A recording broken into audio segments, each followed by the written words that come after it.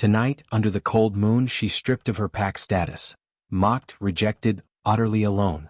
But destiny has plans for the wolf everyone dismissed. Sera stood in the center of the ceremonial circle, her bare feet frozen against the ancient stone. Around her, 200 wolves formed a ring of judgment, their eyes gleaming amber in the torchlight. The harvest moon hung fat and silver above the clearing, bathing everything in its merciless glow. She was supposed to shift.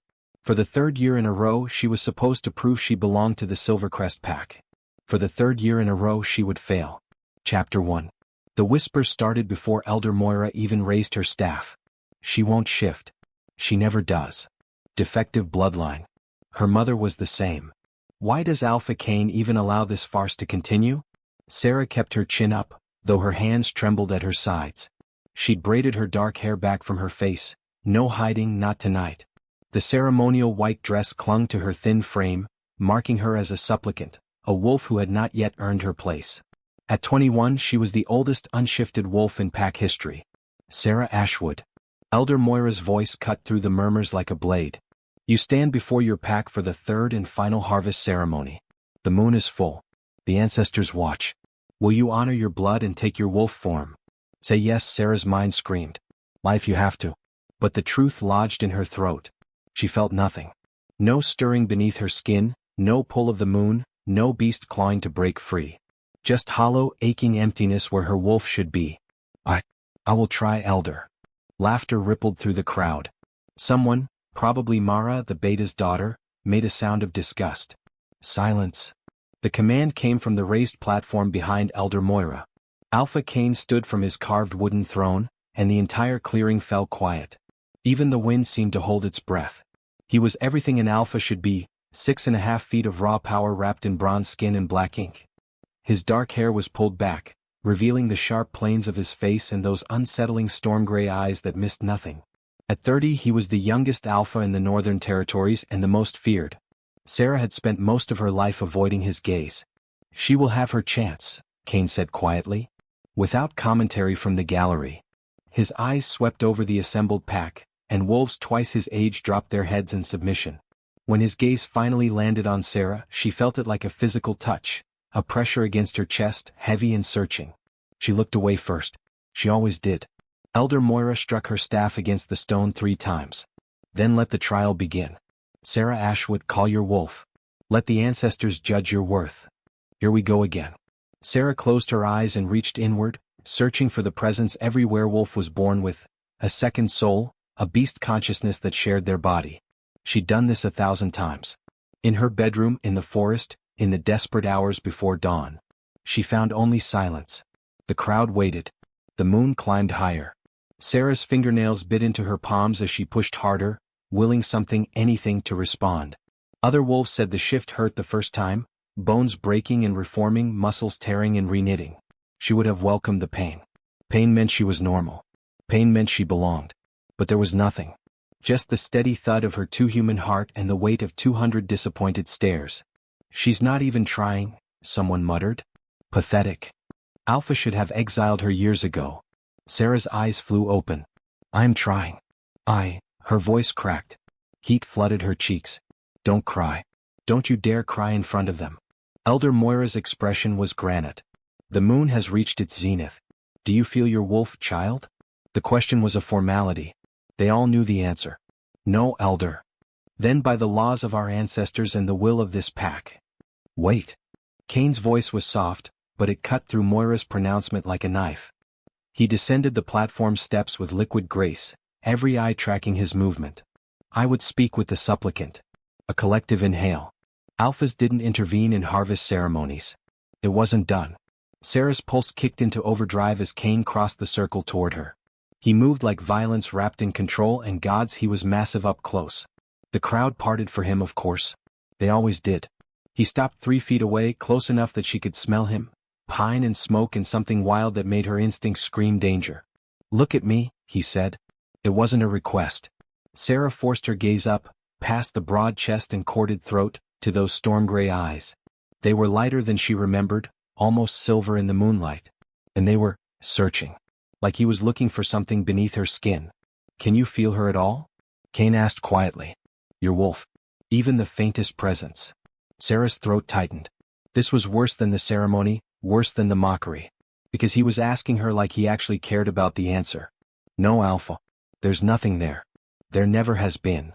Something flickered across his expression, too fast to name. He tilted his head slightly and she realized he was scenting her.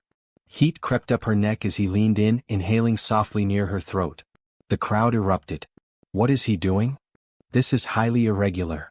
Has she bewitched him? Kaine ignored them all. When he straightened, his jaw was tight. Interesting. What is? Sera whispered.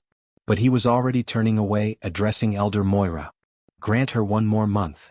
The elder's eyebrows shot up. Alpha, the law is clear. 3 ceremonies, 3 failures. I am the law. No heat in his voice, just flat certainty. 1 month. If she has not shifted by the next full moon, I will cast the judgment myself. Moira's lips thinned, but she dipped her head. As you command, Alpha. The crowd exploded into whispers and protests. Sera stood frozen, unable to process what had just happened. Kaine had bought her time, but why? What had he smelled on her? What was interesting? He didn't look at her again as he strode back to the platform. But just before he reached the steps he paused. Sera Ashwood. His voice carried across the clearing. Report to my office tomorrow at dawn. Don't be late. Then he was gone, disappearing into the pack house with 2 of his sentries flanking him. The ceremony dissolved into chaos. Wolves clustered in groups, voices rising in heated debate. Sera stood alone in the center of the circle, the white dress suddenly feeling like a target on her back. You shameless bitch. Sera turned to find Mara stalking toward her, platinum blonde hair swinging, ice blue eyes blazing. The beta's daughter was everything Sera wasn't, powerful, beautiful, and secure in her place. She was also Kaine's former lover, though no one spoke of it openly. I didn't ask him to interfere, Sera said quietly. No, you just stood there looking pathetic until he took pity on you. Mara's lip curled. Whatever game you're playing, it won't work. Kaine doesn't want a defective mate. He wants a Luna who can actually shift. Mate? Sera's stomach lurched. I'm not trying to. Save it. Mara leaned in close, her breath hot against Sera's ear. 1 month, little broken wolf. And then you're gone. I'll make sure of it. She swept away, leaving Sera standing alone as the crowd dispersed. By the time Sera made it back to her tiny cottage at the edge of pack territory, her legs were shaking. She locked the door, slid down against it, and finally let the tears come. What did Kaine want with her? What had he sensed during the ceremony? And why, after years of barely acknowledging her existence, had he suddenly decided she was worth saving? Outside her window, the harvest moon blazed cold and indifferent. Somewhere in the forest, a wolf howled. Sera pulled her knees to her chest and wondered if she'd ever get to answer back. Chapter 2. Sera didn't sleep. She spent the night pacing her cottage, rehearsing 1,000 different conversations that might happen at dawn. By the time the first gray light crept through her window, she'd convinced herself that Kaine was going to exile her early. The month he'd granted was just for show, a way to save face before getting rid of the pack's most embarrassing member. She dressed in her work clothes, worn jeans, a faded green Henley, and boots that had seen better days. No point in pretending to be something she wasn't. If this was goodbye, at least she'd leave as herself. The pack house loomed at the heart of Silvercrest territory, a sprawling lodge of timber and stone that had stood for 2 centuries. Sera had only been inside a handful of times, always for mandatory pack gatherings where she stood at the back and left as soon as possible. Now she was climbing the front steps at dawn, alone, summoned by the Alpha himself. The entry hall was empty, but she could hear movement deeper in the house. The clatter of breakfast prep, low voices, footsteps on the floor above. She stood awkwardly by the door until a young wolf named Jace appeared, adjusting his sentry jacket. Sera? He looked surprised. You're here for Alpha Kaine? He told me to report at dawn. Jace's eyebrows climbed, but he covered it quickly. Right. Follow me. He led her through a maze of corridors to the eastern wing, where the administrative offices were housed. With every step, Sera's heart hammered harder. The walls here were covered in pack history, photographs of past alphas, treaties with neighboring packs, maps of their territory stretching into the mountains. Jace stopped at a heavy oak door. He's expecting you. Then he was gone, leaving Sera alone in the hallway. She raised her fist to knock. Come in, Sera. Kaine's voice came through the door before she could make contact. Wolf hearing. Right. She pushed the door open and stepped into organized chaos. Kaine's office was large but cluttered, bookshelves overflowing with texts, maps pinned to every available wall, a massive desk buried under reports and correspondence. The Alpha himself stood at the window, back to her, hands clasped behind him. He was barefoot, she noticed, wearing dark jeans and a half-buttoned white shirt, hair still damp from a shower. Somehow, this casual version of him was more intimidating than the one who'd commanded the ceremony last night. "Close the door," he said without turning. Sera obeyed, then stood with her back against it, uncertain. "You're early." Kaine finally turned to face her. In the morning light, his features were softer but no less intense. Those gray eyes tracked over her like he was reading a language only he could understand. "I appreciate punctuality." "You said dawn, Alpha." "Kaine." He moved to his desk, gesturing to the chair across from it. "When we're alone, you'll call me Kaine." That seemed wrong. Dangerously informal. But she sat anyway, perching on the edge of the leather chair. Kaine settled into his own seat, leaning back with an ease that made her hyper-aware of her own tension. He studied her for a long moment, fingers steepled beneath his chin. "Do you know why I intervened last night?" "No, sir, Kaine." The name felt strange on her tongue. "Because you're not what they think you are." Sera blinked. "I'm exactly what they think. A wolf who can't shift. Defective." "No." He leaned forward, and the intensity in his gaze pinned her to the chair. "You're dormant. There's a difference." Hope flared in her chest, painful and unwelcome. "I don't understand." "Your wolf is there, Sera. I could scent her last night during the ceremony. Faint but present. She's locked away so deep that even you can't feel her." That's not possible. I've been examined by every healer in the pack. They all said. They're wrong." Kaine pulled a leather-bound journal from his desk drawer, flipping it open to a marked page. 3 months ago, I was in the archives researching bloodline records. I found something interesting about your mother's line. Sera's breath caught. No one spoke about her mother. Elena Ashwood had died in childbirth, and the pack had deemed it a mercy, one less broken wolf to feed. "My mother couldn't shift either," Sera said quietly. "Whatever's wrong with me, I inherited it from her. Your mother was from the Nightshade bloodline." Kaine turned the journal so she could see the page, a family tree sketched in fading ink, with her mother's name circled in red. One of the oldest families in the Northern Territories. They were known for producing wolves with unusual gifts. "Gifts?" Sera's laugh was bitter. "I don't have any gifts. I can barely feel the pack bond." "Because your wolf is dormant," Kaine repeated, patient now. "Nightshade wolves don't shift on command. Their abilities emerge under extreme circumstances, life or death situations that force the wolf to surface." "So you're saying I need to almost die to shift?" "I'm saying your wolf is protecting you. Or herself. I haven't determined which yet." He closed the journal. "But I believe I can help you wake her." There it was. The catch. "Why would you help me?" Sera asked. "I'm nobody. The pack would celebrate if I left tomorrow." Kaine's expression shifted, something dark and almost angry flashing across his features. "The pack doesn't dictate my choices. I do." He stood, moving around the desk to lean against it, closer to her now. "And I don't believe in wasting potential." "What do you want in return?" Smart question. A ghost of a smile touched his mouth. "I want you to train with me. Every morning before dawn for the next month. Combat, endurance, tracking, everything a wolf needs to know. We'll push your body until your wolf has no choice but to respond." Sera's mind reeled. "You want to train me? Personally?" "Yes. The pack will lose their minds. Let them." Kaine's voice dropped lower. "I'm offering you a chance, Sera. 1 month to prove you belong here. To prove they were wrong about you." He paused. "To prove you were wrong about yourself." The words hit her like a physical blow. How long had she believed the pack's narrative? That she was broken, useless, better off gone? So long that it had become her truth. But what if they were wrong? "What if I still can't shift after a month?" she whispered. Kaine's expression softened almost imperceptibly. "Then I'll help you find a new pack. One that doesn't define worth by shifting ability alone.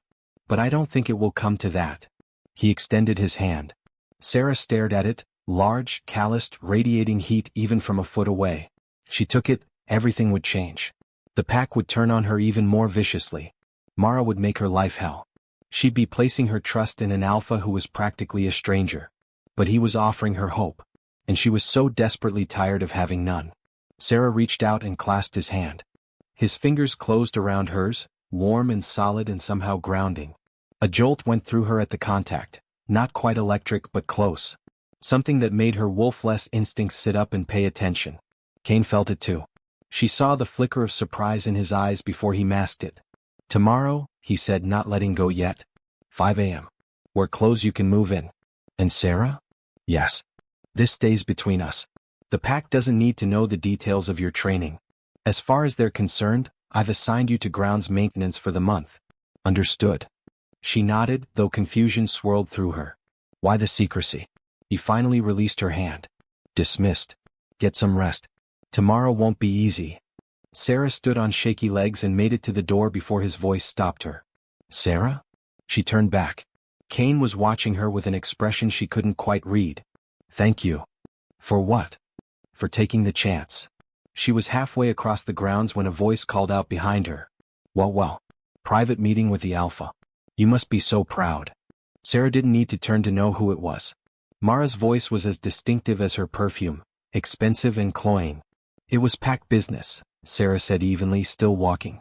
Mara fell into step beside her, moving with the predatory grace of a wolf who knew her own power. "Everything is pack business when it involves Kaine. So tell me, what did he want with the broken wolf?" "He assigned me to grounds maintenance." "Liar." Mara grabbed Sera's arm, spinning her around. Her blue eyes were cold. "I saw the way he looked at you last night. Whatever spell you've woven, it ends now." Sera jerked her arm free. "I haven't done anything to him. I barely know him." "Keep it that way." Mara stepped closer, her wolf rising just beneath the surface. Sera could see it in the way her eyes began to glow, the slight elongation of her canines. "Kaine needs a real Luna. Not a pet project who can't even shift. He's wasting time on you that he should be spending with the pack. If you have a problem with the Alpha's choices, take it up with him." "Oh, I will." Mara smiled, sharp and predatory. "But first I'll make sure everyone knows exactly what you are. A pathetic, powerless human playing at being a wolf. By the time I'm done, even Kaine won't be able to protect you." She swept away, leaving Sera standing alone in the morning sunlight, heart pounding. This was only the beginning. Chapter 3. Sera woke to darkness and regret. For approximately 3 seconds after her alarm went off at 4:30 a.m., she considered not showing up, pretending she'd overslept. Maybe Kaine would forget about their arrangement, and she could go back to her invisible life at the edge of the pack. Then she remembered the way his hand had felt around hers, solid and certain and real. She dragged herself out of bed. The forest was alive with pre-dawn sounds as Sera made her way to the training grounds behind the pack house. Somewhere in the darkness, an owl called. The air tasted of pine and approaching autumn, sharp enough to clear the sleep from her head. Kaine was already there. He stood in the center of the clearing, illuminated by a single lantern hung from a tree branch. He'd traded yesterday's casual clothes for training gear, black athletic pants and a compression shirt that left absolutely nothing to the imagination. Every muscle was defined in the lantern light as he moved through a series of stretches. Sera approached quietly, suddenly very aware of her own mismatched workout clothes salvaged from donation bins. "You're on time," Kaine said without looking up. "Good. We'll start with basics. Endurance first, then combat." "Combat?" Sera's voice came out higher than intended. "I don't know how to fight." "I'm aware." He finally looked at her, and something in his expression softened. "That's why we're starting with defense. Your wolf may be dormant, but your body isn't. We'll train it to protect itself." He gestured to the edge of the clearing. 10 laps around the perimeter. "Pace yourself, we have an hour and you'll need energy for what comes after." Sera stared at the dark tree line. The clearing was massive. 10 laps would be. "Now, Sera." She ran. By lap 3 her lungs were burning. By lap 5 she was certain she would die. Kaine ran beside her for the first 2 circuits, his breathing steady and even before dropping back to observe. She could feel his eyes on her, assessing, measuring. "Don't stop. Don't give him a reason to regret this." Lap 7. Her vision swam. The world narrowed to just breath and pain and the next step forward. Lap 8. "You're slowing down." Kaine's voice came from somewhere behind her. "Dig deeper." "There is no deeper. This is it." But her legs kept moving, muscle memory taking over where will had failed. Lap 9. The sky was lightening, painting the forest in shades of gray. Sera's shirt was soaked with sweat, her hair plastered to her neck. Every muscle screamed. Final lap. "Sprint it." "I can't." "Sprint." The Alpha command hit her like a physical force. Her body responded before her mind could protest, legs pumping faster, lungs screaming for air. The tree line blurred. The world tilted. But she ran harder than she'd ever run in her life, until she crossed the invisible finish line and collapsed onto her hands and knees, gasping. Kaine crouched beside her, not even breathing hard. That was pathetic. Sera's head snapped up, anger cutting through exhaustion. But, he continued, a ghost of approval in his voice, you finished. That's more than I expected for day one. He stood, extending a hand. Oh, we're not done. She let him pull her to her feet, legs trembling. What now? Now I teach you to take a hit. Before she could process that statement, Kaine moved. 1 second he was 3 feet away, the next he was in her space, palm striking toward her shoulder in slow motion. Sera froze. The hit connected, gentle enough not to hurt, but the impact still sent her stumbling back. Again. Kaine reset. This time move. The next strike came faster. Sera tried to dodge, but her exhausted body was slow. His palm caught her shoulder harder this time. You're thinking too much. React. Let instinct take over. I don't have wolf instincts. You have human ones. Use them. Strike. Dodge. Mississippi hit. Over and over until Sera's arms were bruised and her temper was frayed. But something was changing. Her body was learning, finding a rhythm she didn't know she possessed. Duck. Sidestep. Block. The next time Kaine struck, her arm came up automatically, deflecting the blow. He smiled. There it is. They drilled for another 20 minutes. Basic blocks, footwork, how to fall without breaking bones. Kaine was relentless but patient, correcting her form with quick touches, demonstrating techniques until she could mirror them. By the time the sun crested the horizon, Sera could barely lift her arms. Enough. Kaine tossed her a water bottle from his pack. Tomorrow we'll add offense. For now, go eat and rest. Your body needs fuel. Sera caught the bottle, hands shaking. Why are you doing this? Training you? Being nice about it? You could just order me around. Use your alpha authority. Kaine's expression shifted, something complicated moving behind his eyes. I don't want your obedience, Sera. I want your cooperation. There's a difference. What's the difference? One empowers you. The other breaks you.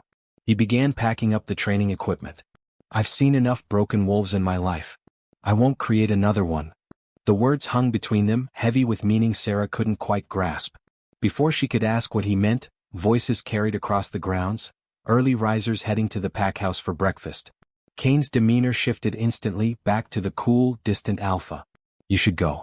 Use the East Trail. Fewer pack members use it in the morning. Hiding me? Sera couldn't keep the bitterness from her voice. Protecting you. His eyes met hers, intense. You're not ready for their questions yet. Trust me. She did. God's help her, she did. The rest of the day passed in a haze of exhausted pain. Sera's assigned grounds maintenance was mercifully light, trimming hedges near the pack house, work she could do on autopilot while her body screamed at her. Other wolves passed by, some sneering, most ignoring her completely. She was raking leaves near the main entrance when she heard them. Thinks she can seduce him with a helpless act. Pathetic, really. Kaine's just being charitable. Give it a week. He'll get bored. Sera glanced up to see a cluster of young she-wolves lounging on the front steps. Mara sat at the center like a queen, filing her nails with exaggerated disinterest. But her eyes tracked Sera's every movement. I heard she practically begged him for more time, one of Mara's followers said, a blonde named Sienna. On her knees and everything. Cruel laughter. Sera's fingers tightened on the rake.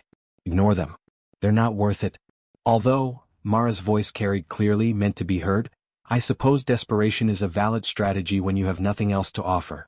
No wolf, no power, no future. Just a weak human body and delusions of grandeur. Something inside Sera snapped. She dropped the rake and walked toward the steps. The cluster of she-wolves fell silent, watching her approach with predatory interest. You have something to say to me, Mara? Sera's voice was steady despite the adrenaline flooding her system. Say it to my face instead of performing for your audience. Mara's eyes widened, then narrowed.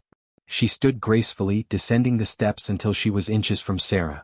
This close, the height and power difference was stark. Mara had a wolf. She could shift, could fight, could tear Sera apart without breaking a sweat. But Sera held her ground. You want me to say it to your face? Mara's smile was razor sharp. Fine. You're nothing. You've always been nothing. And whatever game you're playing with Kaine, I promise you, it ends badly. For you. I'm not playing any game. Everyone plays games, little human. The question is whether you know the rules. Mara leaned in, voice dropping to a whisper only Sera could hear. I've been with Kaine. I know what he likes, what he needs. And it's not a broken little charity case who can't even shift. So enjoy your month of pretending. When it's over, I'll be right here. And he'll remember what a real wolf feels like. The words were designed to wound, and they succeeded. But underneath the hurt, something else stirred, anger, hot and bright. You're right, Sera said quietly. I'm not a real wolf. Not yet. But at least I'm not so insecure that I need to tear down others to feel powerful. Mara's hand shot out, fingers wrapping around Sera's throat. Not squeezing, not quite, but the threat was clear. Her eyes began to glow, wolf rising. Careful, little human. I could snap your neck before anyone could stop me. Self-defense. You threatened me after all. Is there a problem here? The voice was low, controlled, and absolutely lethal. Kaine stood in the packhouse doorway, wearing his alpha authority like a second skin. He didn't need to raise his voice. His presence alone was a command. Mara's hand dropped from Sera's throat. She spun, smile bright and false. Kaine. No problem at all. Sera and I were just chatting about her new work assignment. It looked like more than chatting. Kaine descended the steps, and the other she-wolves scattered like leaves in a storm. Only Mara held her ground, though Sera saw the tension in her shoulders. You know how territorial we can get. Mara's voice was sugar and poison. I was simply making sure she understands pack hierarchy. Pack hierarchy. Kaine stopped in front of Mara, and even she had to tilt her head back to meet his eyes. And where exactly do you fall in that hierarchy, Mara? A flash of uncertainty. I'm the beta's daughter. You're pack. Like everyone else. And pack doesn't threaten pack. Not in my territory. The silence that followed was absolute. Sera stood frozen, torn between satisfaction and terror at the storm she'd unleashed. Mara's expression cracked, showing real emotion for the first time, anger and something that might have been hurt. You're choosing her? Over me? Over wolves who've actually earned their place here. I'm choosing to lead my pack with fairness. If that's a problem for you, my office is always open. Kaine's tone was final. Now, unless you have actual pack business, I suggest you find somewhere else to be. Mara's eyes cut to Sera, promising violence. Then she spun and stalked away, her followers scrambling after her. Kaine waited until they were gone before turning to Sera. My office. Now. Her stomach dropped. I didn't. Now. She followed him through the packhouse in silence, very aware of the stairs tracking their movement. By the time they reached his office, her heart was hammering so hard she felt lightheaded. Kaine closed the door and rounded on her. What were you thinking? She was. I don't care what she was doing. His eyes blazed. You do not engage with Mara. Not alone, not in public, not ever. Do you understand? She grabbed my throat. And if I hadn't been there?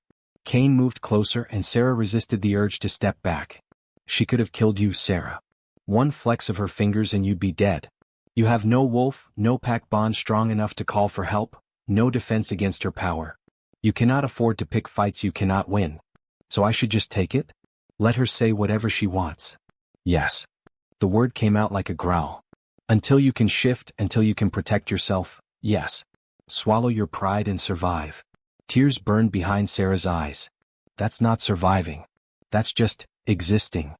Kaine's expression shifted, the anger draining away to leave something rawer behind. I know. He scrubbed a hand over his face. I know. And I hate asking it of you. But I need you to trust me. 1 month. Then everything changes. You keep saying that, but... because I believe it. He stepped closer and suddenly the air between them felt charged. I see something in you, Sera. Something worth protecting. Worth training. Worth... He stopped, seeming to catch himself. Just trust me. Please. She wanted to. Gods, she wanted to so badly it hurt. Okay, she whispered. Kaine's shoulders relaxed fractionally. Okay. He moved to his desk, putting physical distance between them. Go home. Rest. Tomorrow's training will be harder. Harder than today? The ghost of a smile. Much harder. Chapter 4. Day 7 of training nearly killed her.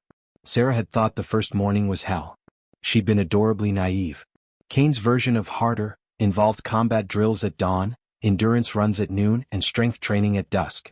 Every muscle in her body existed in a state of permanent agony. She dreamed in aching limbs and burning lungs. But something was changing.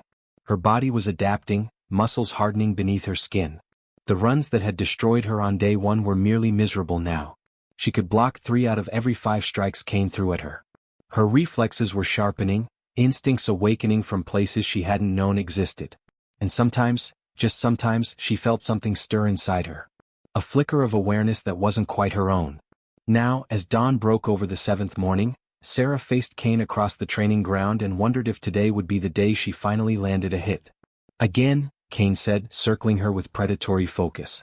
Sera's fists came up automatically now, stand solid. Kaine had drilled the basics into her muscle memory. Protect your face, keep your weight balanced, never telegraph your movements. He struck. She blocked, ducked under his follow-up, and launched a counterstrike aimed at his ribs. He caught her wrist mid-swing, using her momentum to pull her off balance. Sera hit the ground hard, air whooshing from her lungs. Better, Kaine said, extending a hand. You're anticipating now, not just reacting. But you're still pulling your punches. Sera accepted his hand up, frustrated. I'm hitting as hard as I can. No, you're hitting as hard as you think you should. There's a difference. He released her hand but stayed close, studying her with that intense focus that always made her feel simultaneously seen and exposed. You're still afraid of your own strength. What strength? I'm human, remember? You're wolf, he corrected quietly. Even if she's sleeping, her influence is there. You're stronger than you realize, faster than you should be. But you hold back because you've spent your whole life making yourself smaller. The words struck home with uncomfortable accuracy. How many times had she hunched her shoulders, lowered her voice, tried to take up less space? How many years had she apologized for simply existing? I don't know how to be anything else, she admitted. Kaine was quiet for a long moment. Then, hit me. Full strength, no holding back. What? You heard me. I want you to hit me like you mean it. Like I'm Mara or the Pack, or everyone who's ever made you feel less than. He stepped back, arms at his sides, completely open. I can take it. I promise. Sera's heart kicked against her ribs. I don't want to hurt you. You won't. Not arrogance, just fact. But you need to feel what you're capable of. So hit me, Sera. Do it. She looked at him, at his open stance, his steady gaze, the absolute certainty in his expression. He was giving her permission to unleash everything she'd kept locked away for 21 years. Sera pulled her fist back and swung. The impact shocked through her entire arm. Her knuckles connected with Kaine's ribs with a solid thunk, and he didn't even flinch. But Sera felt it. The power behind the strike, the strength she'd been suppressing. It had barely moved him, but it was there. Hers. Again, Kaine said. Harder. This time she put her body into it, stepping forward, rotating her hips the way he'd taught her. Her fist slammed into his stomach. He grunted just slightly. Satisfaction flared through her. Again. She hit him. Again and again, each strike harder than the last, years of frustration and pain and rage pouring out through her fists. Kaine took every blow, steady as stone, until Sera's vision flickered. For just a second the world looked different. Sharper. She could see the individual threads in Kaine's shirt, hear his heartbeat beneath her fists, smell the forest and something wild and uniquely him. Power surged through her body, hot and electric and utterly foreign. Her next punch came faster than thought, driven by instinct she didn't recognize. Kaine caught her fist inches from his face. They froze, both breathing hard. His fingers wrapped around her hand and Sera really realized, how close she'd just come to actually hitting him. The alpha. In the face. Did you feel that? His voice was rough, excited even. Tell me you felt that. Something happened. The world looked strange and I was faster. You're wolf. Kaine's grip on her hand tightened, almost unconsciously. She's close, Sera. So close. That surge of power, that was her trying to surface. Hope and terror warred in Sera's chest. What if she doesn't come all the way? What if she just stays like this? Close but unreachable? She won't. Kaine's absolute confidence was almost painful. You're ready. Your body is ready. We just need the right trigger. The right trigger, Sera repeated slowly. You mean something life-threatening? Not necessarily. Sometimes it's emotional, not physical. A moment of absolute clarity or need. He finally released her hand, and Sera mourned the loss of contact more than she should have. But we'll keep training. Build your strength until she has no choice but to answer. Sera rubbed her bruised knuckles, mind racing. She'd felt her wolf. For just a heartbeat, she'd touched something wild and powerful inside herself. After 21 years of silence, her wolf had finally whispered back. "I'm here." "Same time tomorrow?" she asked. Kaine smiled, a real one, not the political version he wore for the pack. It transformed his face, made him look younger, almost boyish. "Same time." "And Sera?" "Yeah. I'm proud of you." 4 simple words. They shouldn't have mattered so much. Sera carried them with her for the rest of the day like precious stones. She was halfway through her evening maintenance shift when the screaming started. It came from the forest beyond the training grounds, high, terrified, cutting through the peaceful evening like a knife. Sera dropped her tools and ran toward the sound, instinct overriding common sense. Other wolves were already converging on the tree line. Sera glimpsed Jace and 2 other sentries sprinting into the forest, followed by a handful of warriors. She should have stayed back. Should have let the real wolves handle it. Instead, she plunged into the trees after them. The forest at dusk was a different creature than the friendly woodland of morning. Shadows pooled between the trunks, thick and menacing. The screaming had stopped, replaced by snarling and the unmistakable sounds of a fight. Sera burst into a small clearing and froze. A rogue wolf, massive, scarred, eyes wild with feral madness, had cornered 3 young pack members against a rock face. They couldn't have been more than 16, out for an evening run, now trapped and terrified. The sentries circled, trying to find an opening, but the rogue was fast and vicious, snapping at anyone who got close. "Get them out of here," Jace shouted, his own wolf surging beneath his skin. "Someone get the pups to safety." But there was no clear path. The rogue blocked the only escape route, and if the sentries attacked, the pups would be caught in the crossfire. Sera's mind went blank with fear, and then utterly clear. The right trigger. A moment of absolute need. Before she could second-guess herself, Sera grabbed a fallen branch, thick as her forearm, solid, and charged. "Hey!" She swung the branch like a club, cracking it across the rogue's hindquarters. The massive wolf spun, focusing its feral attention on her. "Oh gods, what have I done?" The rogue lunged. Sera dove sideways, narrowly avoiding teeth that would have torn out her throat. She scrambled behind a tree as the beast crashed past, momentum carrying it several feet before it could turn. "Sera, run." Jace's voice, distant and panicked. But she couldn't. If she ran, the rogue would chase and the pups wouldn't have time to escape. She needed to hold its attention just a little longer. The rogue charged again, faster this time. Sera raised the branch in a futile defense, knowing it wouldn't be enough, knowing these were her last seconds. And then the world exploded. Heat blasted through her body, searing every nerve. Her bones felt like they were breaking, reforming, breaking again. Sera opened her mouth to scream, but what came out was a sound no human throat could make, a howl of pain and fury and wild, terrifying joy. Her vision shattered and reformed, colors bleeding into spectrums she'd never known existed.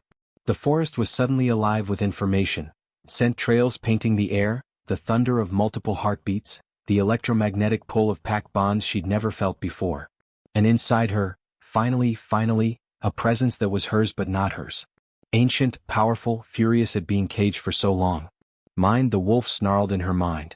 My body. My pack. My territory. Sera looked down at her hands and saw silver gray paws. She'd shifted. The rogue froze, suddenly uncertain. It was larger than Sera's wolf, but she radiated something that made it hesitate, power or pack right, or maybe just the absolute confidence of a predator who knew she was home. Sera didn't think.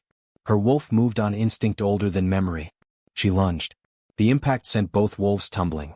Teeth snapped inches from Sera's throat, but her body knew how to twist, how to use her smaller size to slip beneath the rogue's guard. Her jaws found purchase on its shoulder, not deep enough to kill but enough to make it yelp. They broke apart, circling. The rogue's eyes showed confusion now. This wasn't the broken human it had expected. This was wolf, full and fierce and fighting for her pack. The sentries had shifted now too, forming a semicircle. But they held back, watching in stunned silence as Sera faced down the rogue alone. "Get the pups out," she tried to say, but it came out as a series of barks and growls. Jace understood. He barked orders, and 2 sentries herded the terrified teenagers deeper into pack territory. The rogue saw its prey escaping and snarled, bunching to chase. Sera hit it from the side, all her training with Kaine translating into wolf combat. Use momentum. Find the opening. Don't hesitate. They crashed together again, a whirlwind of fur and fangs. Pain exploded across Sera's shoulder as teeth found flesh, but she didn't let go. Her wolf was singing, fierce and joyous, finally free after a lifetime of silence. Then another wolf was there, massive, black as midnight, radiating alpha authority so thick the air itself seemed to bow. Kaine.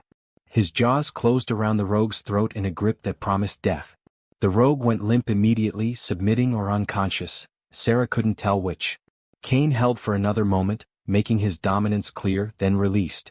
2 sentries immediately dragged the rogue away toward the holding cells. Kaine turned to Sera. His wolf was magnificent, easily twice her size, coat like living shadow, eyes burning gold with alpha power. He approached slowly, reading her body language, making sure she recognized him through the haze of her first shift. Sera's wolf knew him. Of course she did. She'd been listening during all those training sessions, gathering strength, learning his scent and presence until it was as familiar as her own heartbeat. Kaine's massive head lowered and he, gently, carefully, nuzzed her injured shoulder, checking the damage. His breath was warm against her fur. "Mate," Sera's wolf whispered, certain and absolute. "Ours." The thought should have terrified her. Instead it felt like coming home. But human Sera, still present beneath the wolf instincts, pushed that aside. There would be time to panic about that later. Right now she needed. Pain ripped through her without warning. Her body convulsed, bones grinding as the shift reversed. Sera had just enough presence of mind to be grateful the sentries had already left before she collapsed naked and shaking on the forest floor. Kaine shifted a moment later, the transformation smooth and practiced. Before Sera could even process her embarrassment, he'd shrugged out of his shirt and draped it over her. "Easy." His voice was gentle as he helped her sit up, keeping the shirt wrapped around her like a blanket. "First shift back is always rough. Just breathe." Sera tried, but her lungs felt wrong, her limbs too long, her senses suddenly muted compared to the riot of information she'd had as a wolf. "I shifted," she gasped. "I actually shifted." "You did." Pride radiated from Kaine's voice, his eyes. "And you fought. Save those pups. Sera, you were magnificent." "I was terrified." "Fear and courage aren't opposites. You were both." His hand found hers, squeezing gently. "How do you feel?" "Like I've been turned inside out and put back together wrong." She laughed, slightly hysterical. "But also, whole. For the first time ever, I feel whole." Kaine's expression softened into something tender that made her chest ache. "Your wolf is beautiful. Silver gray like moonlight." "I knew she would be." Sera met his eyes, suddenly aware of how close they were.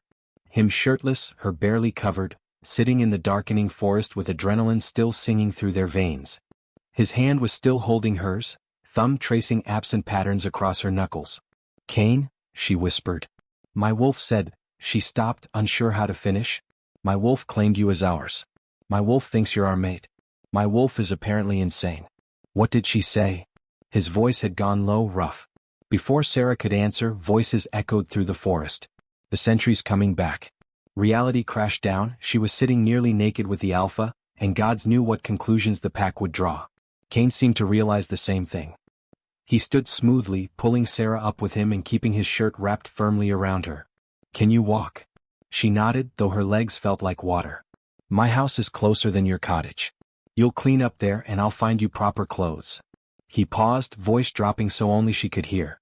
"And then we need to talk. About what happens next." "What does happen next?" Kaine looked at her with an expression she couldn't quite read, something between pride and possessiveness and a tenderness that made her heart stutter. "Everything changes," he said simply. Kaine's private residence was attached to the pack house but separate from the communal areas, a sanctuary of dark wood and comfortable furniture that smelled like him. Sera stood dripping in his entryway, hyper-aware that she was wearing only his shirt and that he was still magnificently shirtless.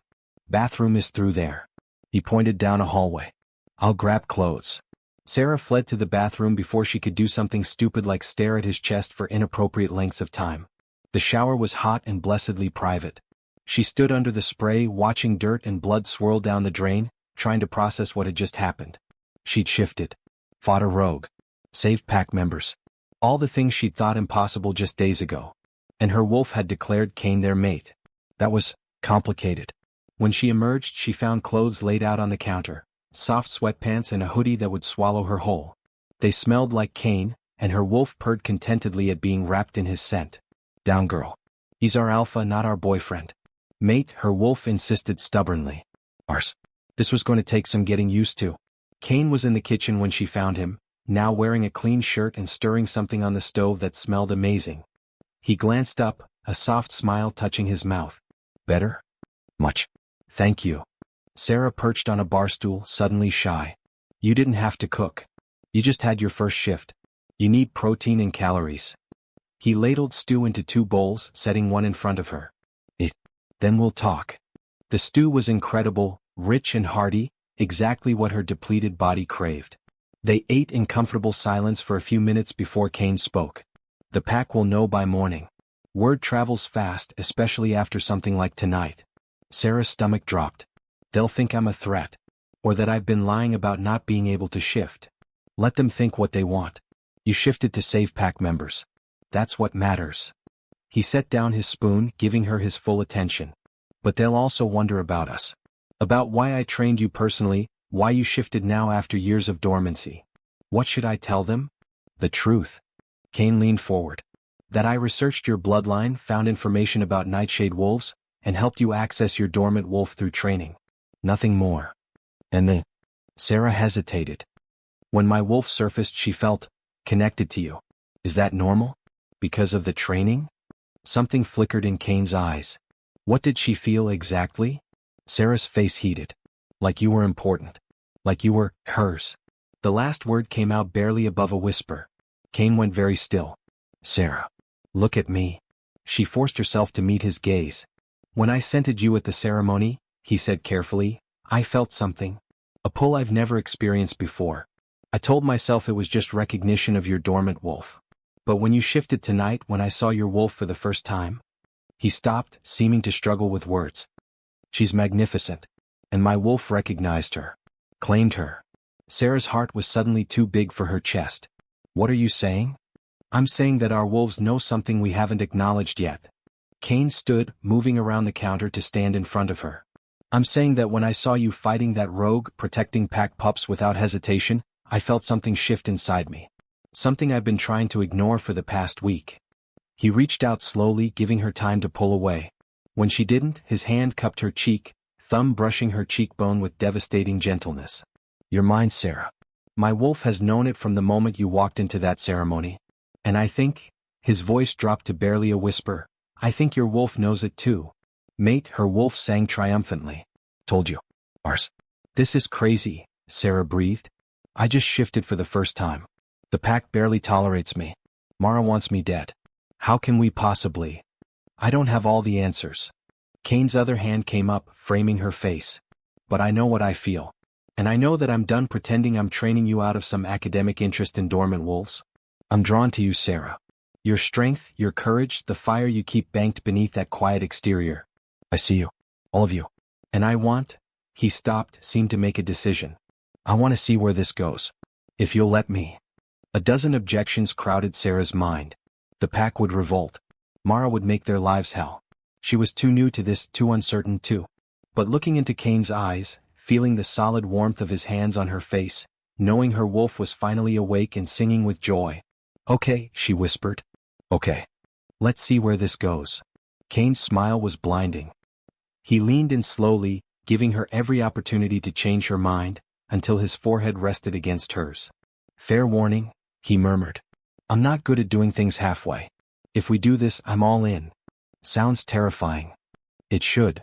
His breath ghosted across her lips. But I think you're braver than you know. Sera closed the distance between them. The kiss was gentle at first, a question, an exploration. But the moment their lips met, something ignited. Kaine's hands slid into her hair, tilting her head to deepen the kiss. Sera's fingers found his shirt, clutching the fabric as heat flooded her body. Her wolf howled in approval. His wolf answered. When they finally broke apart, both breathing hard, Kaine rested his forehead against hers again. We need to be smart about this, he said, though his voice was rough with want. The pack can't know. Not yet. You've just shifted, you need time to learn control, to establish yourself. If they think I'm playing favorites, or worse, that you're using our connection to gain status. They'll never accept me as Luna, Sera finished quietly. They will. But you have to earn it first. Show them the wolf you showed me tonight, fierce, protective, unbreakable. He pulled back just enough to look at her. Can you do that? Keep this between us while you find your footing? Everything in Sera wanted to shout their bond from the rooftops. But Kaine was right. She was too new, too vulnerable. The pack would eat her alive. How long? She asked. A few months. Until after the winter trials. If you compete and place well, it'll prove your worth to even the most skeptical wolves. His thumb traced her jaw. I know it's not ideal. It's smart, Sera interrupted. And I want to earn their respect, not just receive it because I'm your. She trailed off, unsure what to call herself. Mate, Kaine supplied, and the word sent shivers down her spine. You're my mate, Sera. Even if the pack doesn't know it yet. Mate, her wolf purred. Perfect. Sera didn't get home until nearly midnight. Kaine had insisted on walking her back to her cottage, though they separated before reaching pack territory to maintain appearances. But at her door he pulled her in for one more kiss, slow and sweet and full of promise. Tomorrow morning, same time, he'd murmured against her lips. Now that your wolf is awake, we need to teach you control. More training? Sera had groaned. Different training. Better training. His smile was wicked. Trust me. Now, lying in her small bed with the taste of him still on her lips, Sera reached inward to the presence she'd felt all her life without knowing it. Hey, she thought tentatively. You there? Always, her wolf replied, warm and certain. Sorry it took so long. You weren't ready before. And now we fight. Now we run. Now we claim what's ours. Pause. He's a good mate. Strong. Protective. Ours. Sera couldn't argue with that assessment. She fell asleep smiling, wrapped in clothes that smelled like her alpha, her wolf content for the first time in her life. Tomorrow everything would change again. But tonight she was enough. Chapter 5. News traveled through the pack like wildfire. By the time Sera arrived at the training grounds the next morning, sore, exhausted, but thrumming with new awareness, half the pack knew she'd shifted. By noon everyone would know. Kaine was already waiting, 2 steaming travel mugs in hand. He passed her one as she approached, their fingers brushing in a touch that lasted a fraction too long. Coffee, he said. You'll need it. How are you feeling? Like I got hit by a truck. Sera sipped the coffee gratefully. But also, amazing? Is that normal? Perfectly normal. Your body is adjusting to having 2 forms now. The soreness will fade in a few days. His eyes swept over her, professional but warm. Your wolf. Can you feel her this morning? Sera closed her eyes, reaching inward.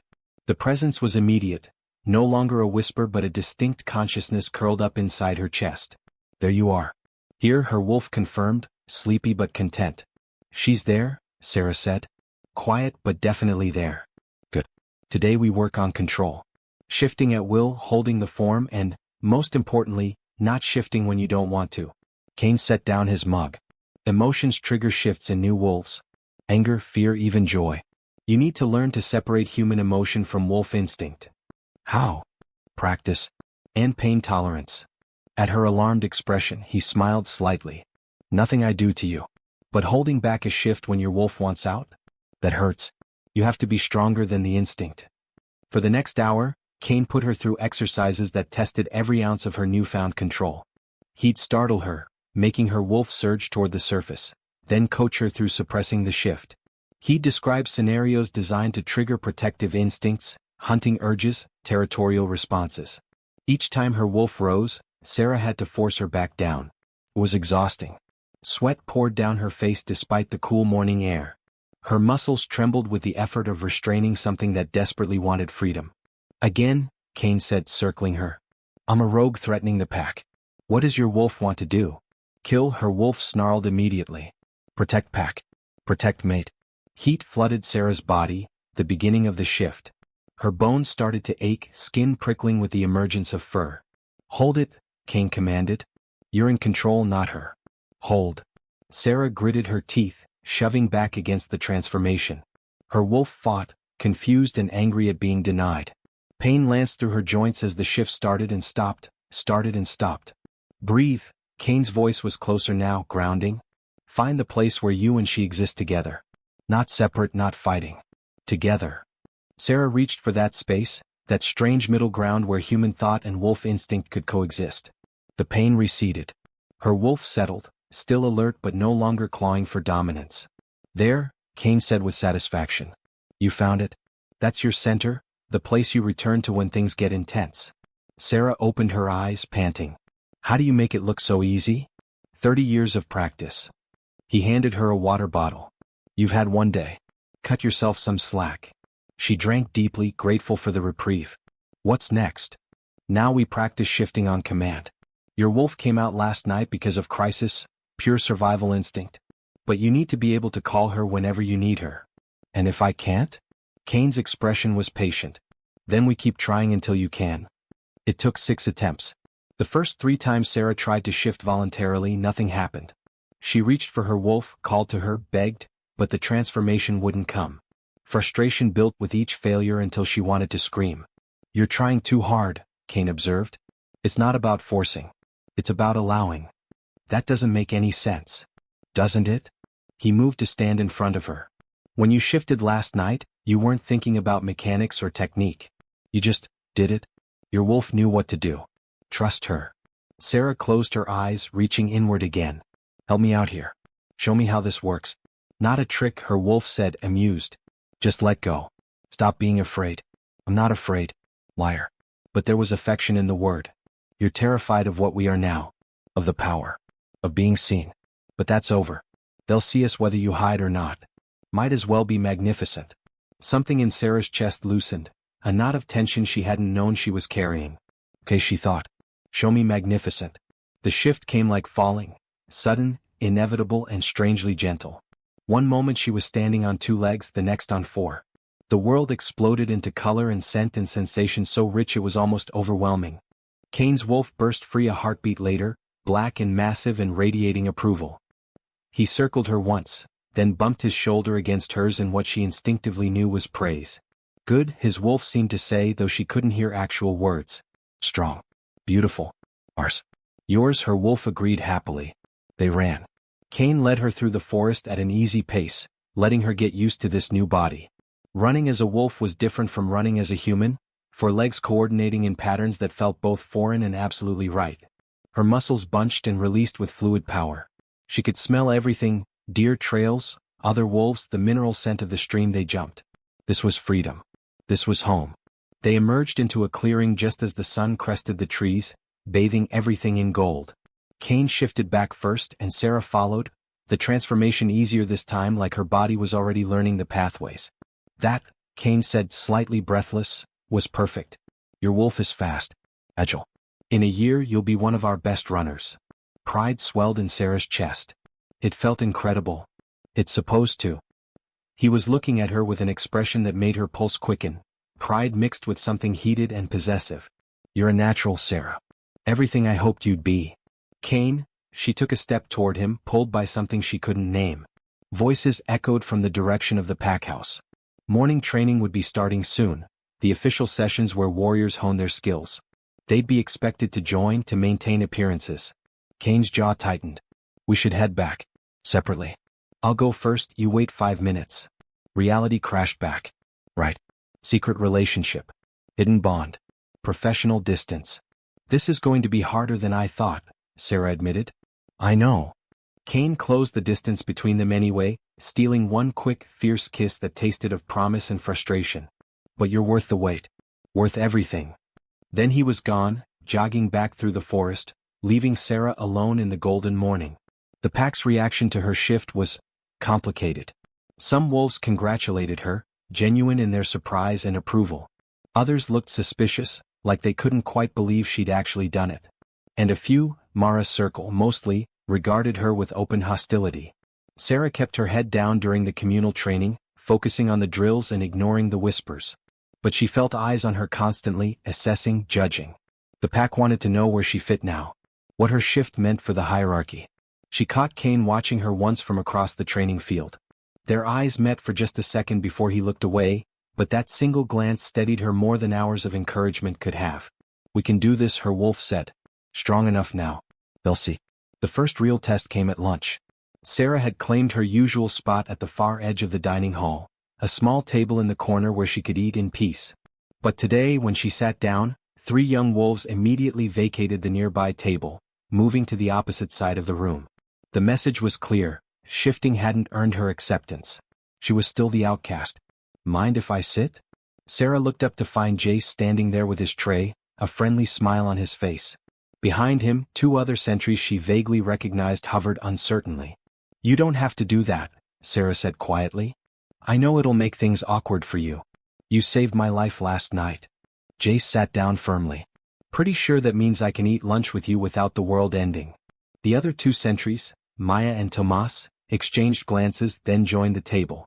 "That was incredible, by the way," Maya said, her dark eyes bright with admiration. "Taking on that rogue with no training, no pack backup. Just pure courage." "It was stupid," Sera corrected, though warmth spread through her chest. "I could have been killed. But you weren't," Tomas pointed out. "And those pups went home safe because you didn't hesitate. That's what pack means." Tears pricked Sera's eyes. These 3 didn't have to sit with her to publicly align themselves with the former outcast. But they had. Because she'd done the right thing and they recognized it. "Thank you," she managed. "Don't thank us yet," Jace said with a grin. "Wait until you see what passes for dessert today." They fell into easy conversation, Jace regaling them with stories from last night's chaos, Maya explaining the upcoming winter trials, Tomas offering tips for controlling new wolf senses. For the first time since joining the pack, Sera felt like she might actually have friends. Then Mara walked by. She paused at their table, surveying the scene with cold calculation. "How sweet.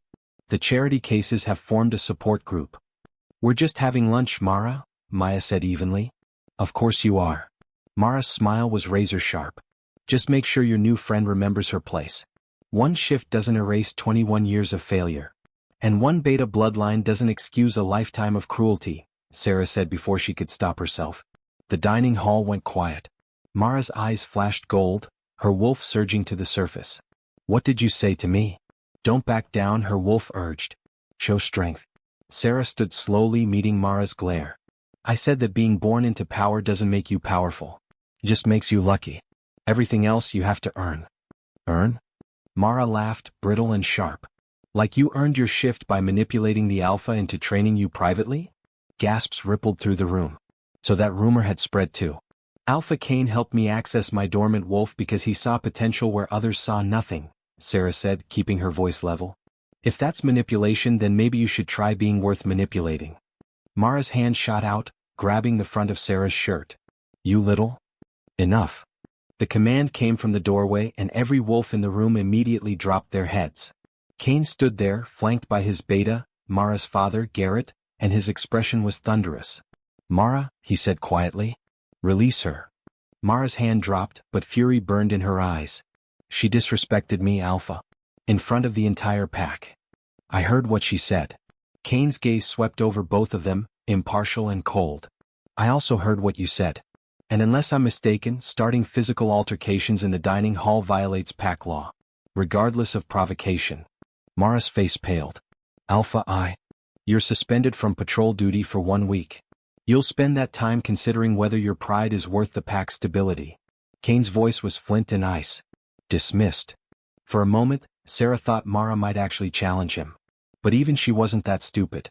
She shot Sera one last poisonous glare, then stalked from the hall, her followers scattering like leaves.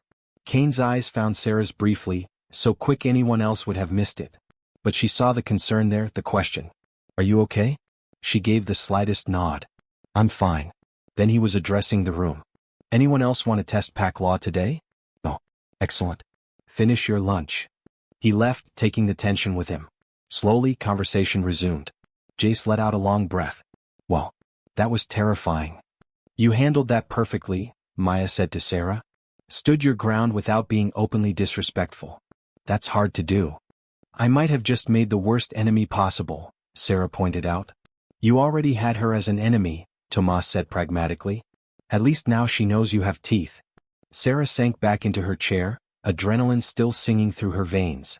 Her first public confrontation as a shifted wolf, and she'd survived. More than survived, she'd held her own. "Proud?" her wolf murmured. "So proud of us.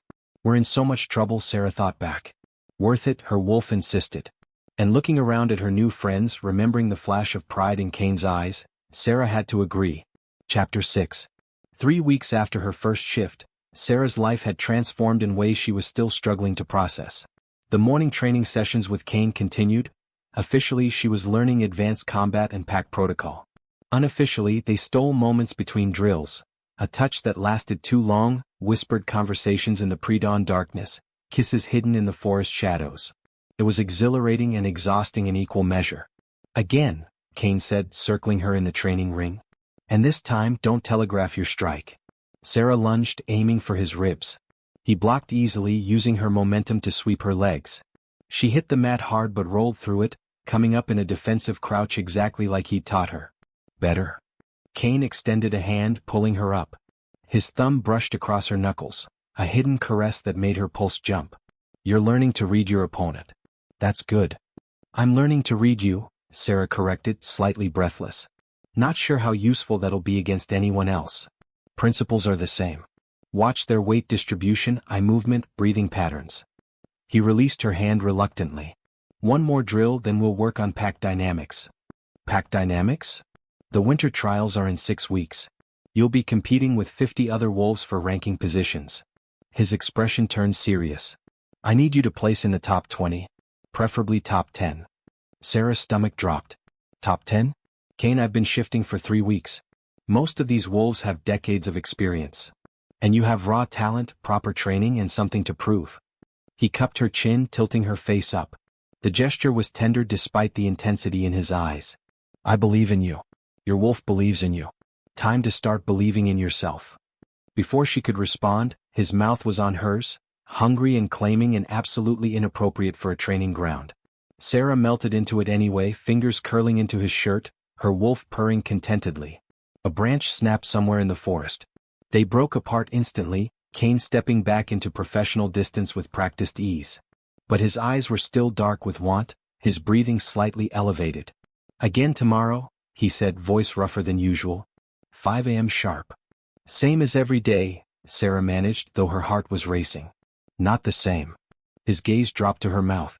Never the same. He left before she could respond, disappearing into the forest like the predator he was. Sera stood alone in the clearing, touching her kiss-swollen lips, and wondered how much longer they could keep this secret before someone noticed. The answer apparently was not much longer at all. Sera was gathering herbs for the pack healer, a task assigned to her as part of her integration training, when she heard voices from the other side of the hedge wall. Absolutely obsessed with her. It's pathetic. Mara. Of course. Sera froze, every instinct screaming at her to leave before she was caught eavesdropping. But her wolf wanted to hear this, wanted to know what their enemy was planning. You really think there's something going on between them? Another voice, Sienna, one of Mara's faithful followers. Obviously. Why else would he train her personally? Defend her publicly? She's manipulated him somehow. Probably using old magic from that cursed bloodline of hers. I thought her bloodline was just weak, Sienna said uncertainly. Weak or cursed, who can tell? Mara's voice was sharp with barely controlled fury. But I'll tell you what I do know. Kaine has been different since she arrived. Distracted. Secretive. He barely even looks at me anymore. He broke things off with you months before she shifted, Sienna pointed out, which earned her a venomous hiss. Because he knew she was coming. He felt it somehow, the mate bond or whatever mystical bullshit wolves like to romanticize. Mara's voice dropped lower, dangerous. But bonds can be broken. Especially new ones that haven't been properly claimed. Sera's blood ran cold. Was Mara talking about severing their mate bond? Was that even possible? What are you going to do? Sienna asked, sounding nervous now. I'm going to prove that she's not worthy of being his mate or his Luna. The winter trials will give me the perfect opportunity. Fabric rustled, Mara moving closer. I've been watching her train. She's good, I'll admit. But she's still new, still uncertain. All it takes is one perfectly timed accident during the trials. Mara, that's smart? Yes, I know. And untraceable if done correctly. Mara's smile was audible. By the time the trials are over, Sera will be too injured to compete for Luna. Maybe too injured to shift at all. And Kaine will finally see that she was never strong enough for him. Sera's hands clenched into fists. Her wolf snarled, demanding they confront Mara right now, dominance display be damned. Not yet, Sera thought desperately. We need proof. We need a plan. You're playing a dangerous game, Sienna warned. If Kaine finds out you hurt his, whatever she is. He won't find out. Because you won't tell him. The threat in Mara's voice was unmistakable. Neither will anyone else. Are we clear? Clear, Sienna said quickly. Footsteps moved away, fading into the distance. Sera waited another 5 minutes before emerging from behind the hedge, mind racing. Mara was planning to injure her during the winter trials. Possibly cripple her wolf permanently. And she couldn't tell Kaine, not without revealing that she'd been eavesdropping, not without making him feel obligated to intervene in a way that would look like favoritism. We handle this ourselves, her wolf decided. Show her we're not prey. Oh, Sera demanded. She's stronger, more experienced, and she'll have home advantage during the trials. So we train harder, get stronger, and we watch our back. Her wolf's confidence was absolute. She wants a fight? We'll give her one she won't forget. Sera gathered her herbs with shaking hands and headed back to the pack house, already planning how to tell Kaine about the threat without making him feel like he had to save her. She was done being protected. It was time to prove she could protect herself. That night, Sera did something reckless. She waited until the pack house was quiet, then made her way to Kaine's private quarters through the back entrance he'd shown her for emergencies. This definitely qualified. He opened the door at her first quiet knock, surprise and concern warring on his face. Sera? What's wrong? I need to talk to you. Privately. He stepped back immediately, ushering her inside. His quarters were warm, lit by a single lamp, and smelled comfortingly like him. Sera's wolf relaxed slightly despite the tension thrumming through her human half. What happened? Kaine guided her to the couch, sitting close enough that their knees touched. Sera told him everything. Mara's conversation, the threat, the plan to injure her during trials.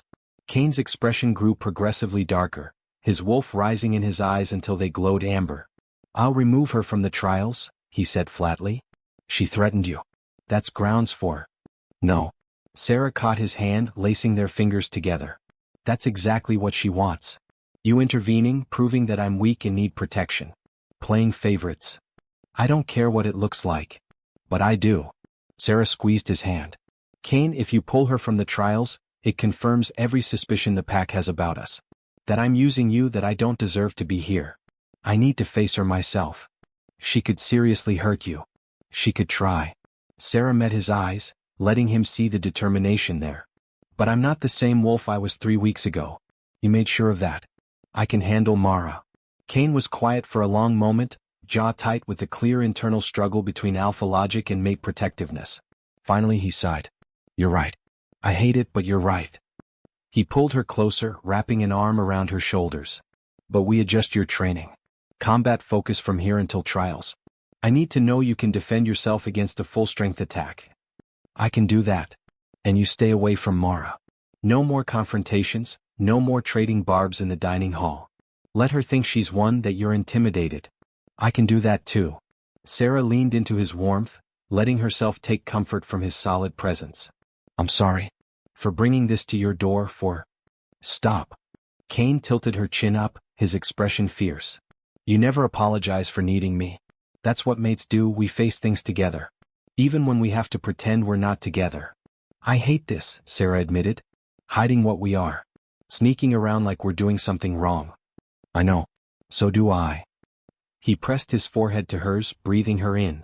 But it's temporary. After the trials, after you've proven yourself, we can be open.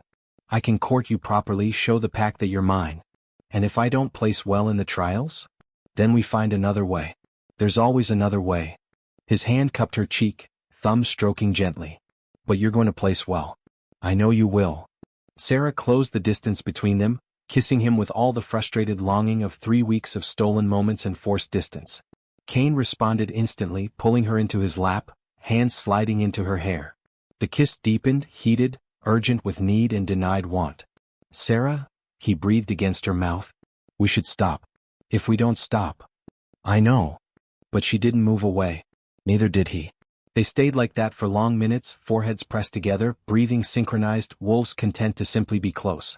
This was dangerous, not just because someone might discover them, but because every moment together made it harder to let go.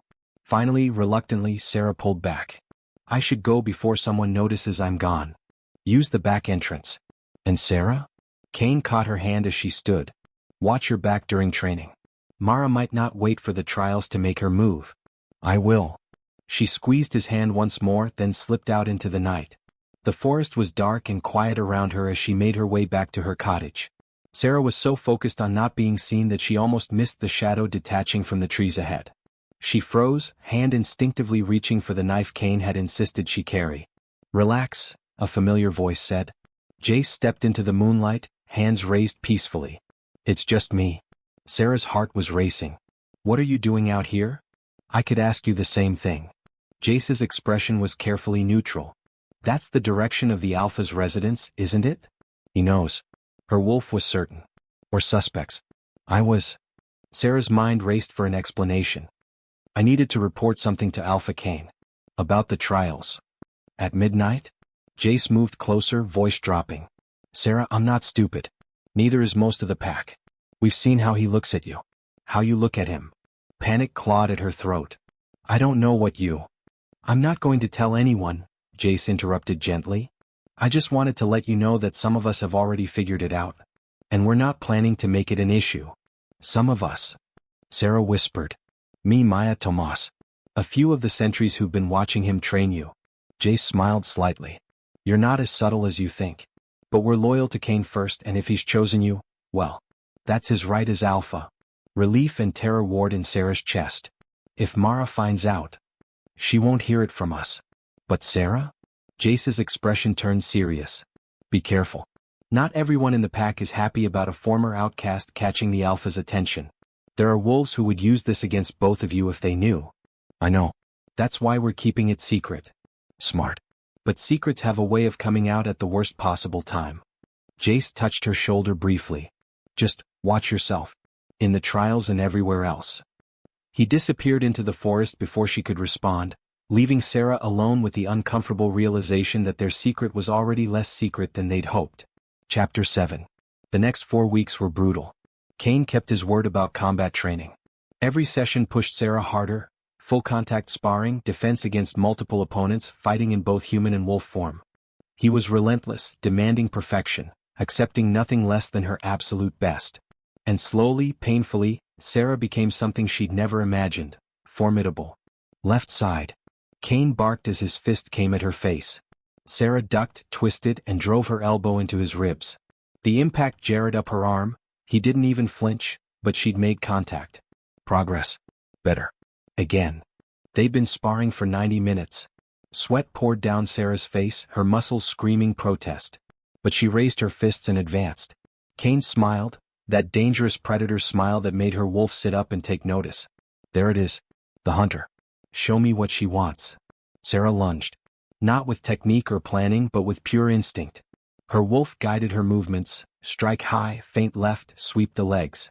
Kaine blocked most of it, but one punch slipped through his guard, connecting with his jaw with a satisfying crack. They both froze. I'm sorry, Sera started. Don't. Kaine worked his jaw, then broke into a genuine grin. That was perfect. Absolutely perfect. You finally stopped thinking and let your wolf fight. Pride swelled in Sera's chest. I hit you. You did. Probably going to bruise too.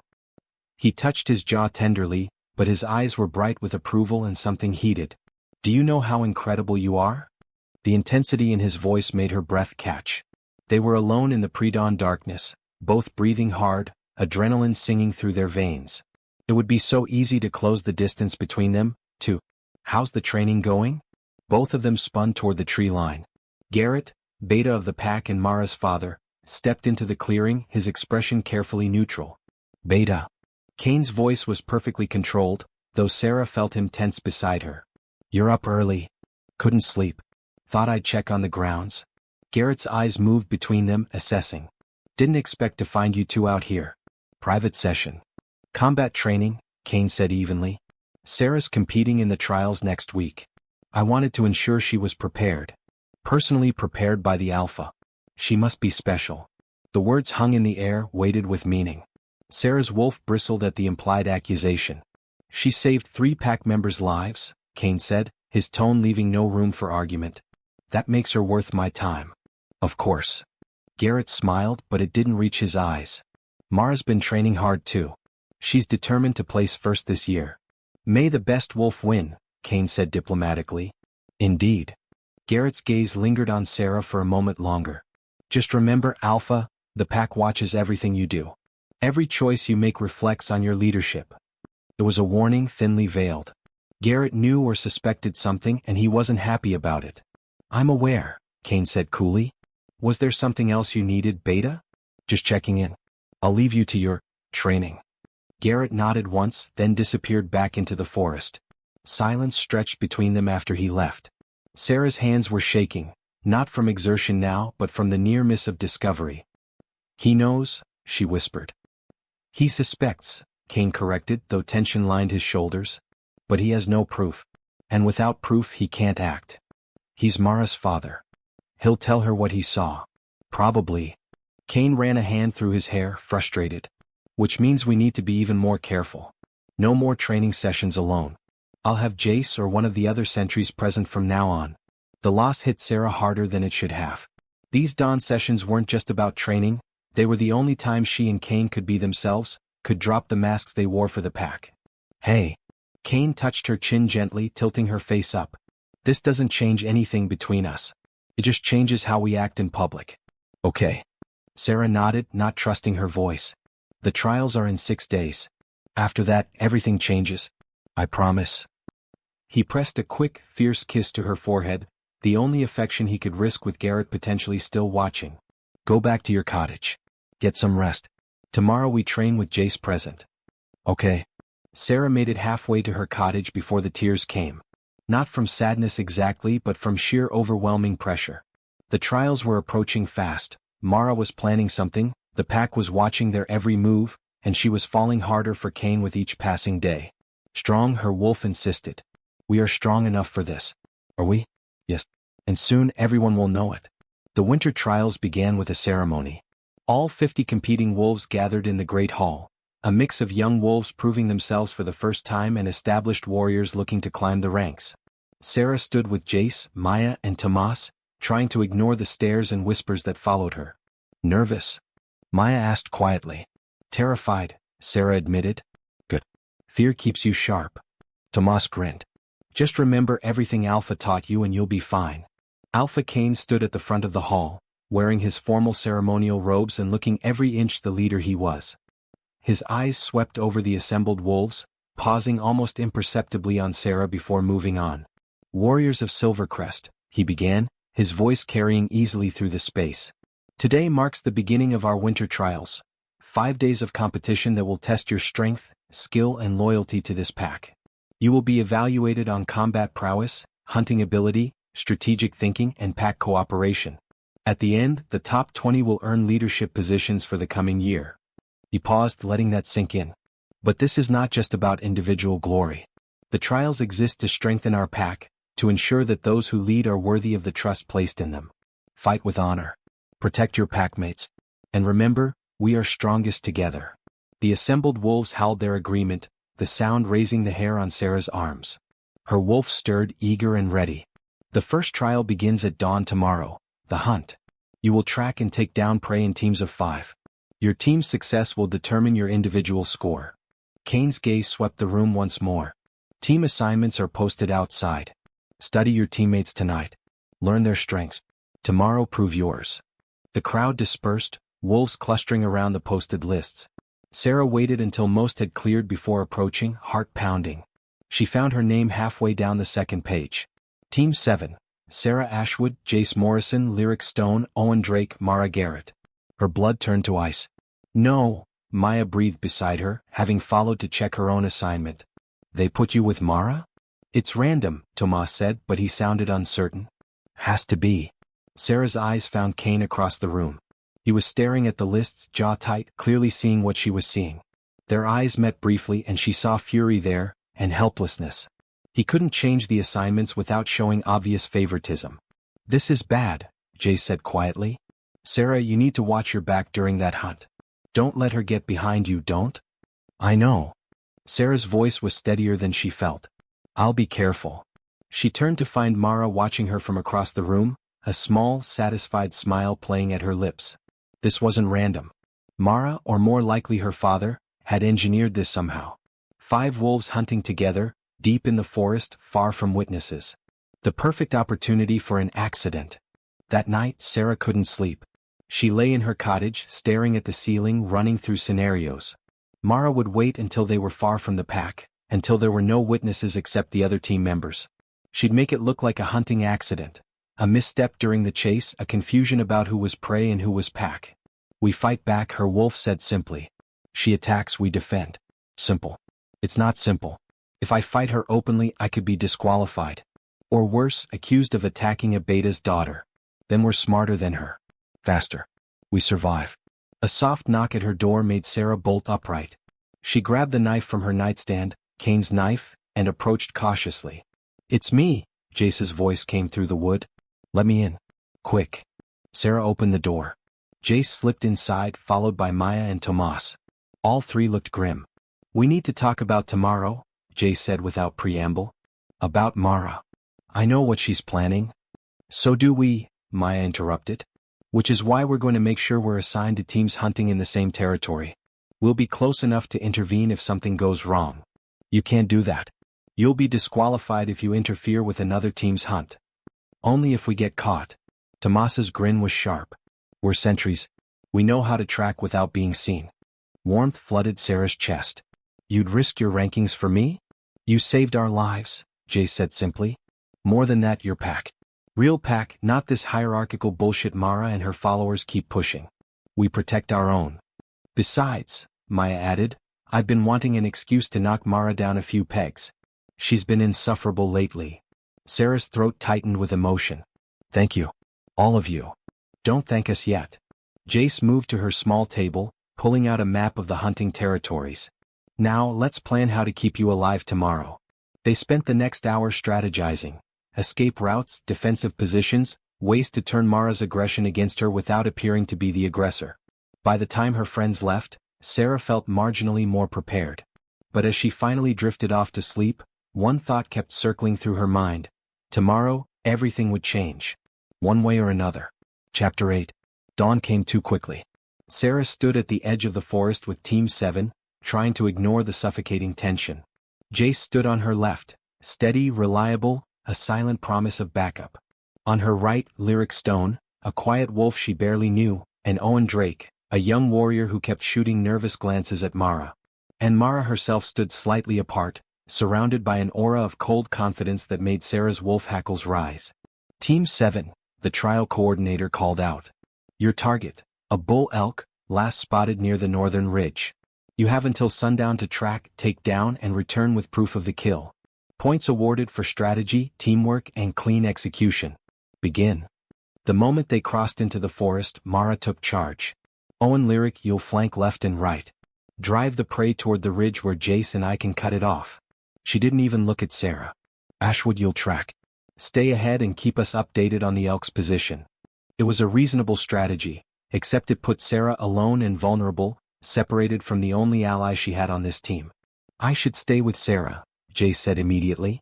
2 trackers are better than. Are you questioning my leadership? Mara's eyes flashed gold. I'm Beta's daughter. In trial teams I lead. Or do you want to be reported for insubordination? Jace's jaw clenched, but he backed down. Challenging Mara openly would get him disqualified and help no one. Fine, Sera said before the situation could escalate. I'll track. But we stay in vocal range. If I lose the scent or spot danger, I'm calling out. Of course. Mara's smile was all teeth. Safety first. They split up. Sera moved through the forest in wolf form, nose to the ground, following the elk's trail. It was fresh, maybe an hour old, leading steadily north toward the ridge. Her senses were hyper-aware, tracking not just the prey but also her team's positions, listening for anything out of place. She'll wait, her wolf counseled, until we're far from the others. Stay alert. The elk's trail led into a ravine, steep-sided, narrow, with loose rocks and treacherous footing. Sera paused at the edge, every instinct screaming danger. This was the perfect place for an ambush. She shifted back to human form to call out. Trail goes into the ravine. Rocky terrain, watch your... Something massive hit her from behind. Sera went tumbling down the slope, rocks tearing at her skin, breath knocked from her lungs. She hit the bottom hard, stars exploding across her vision. Above her, Mara stood at the ravine's edge in wolf form, eyes gleaming with malicious satisfaction. Accident, she seemed to say. You slipped. So tragic.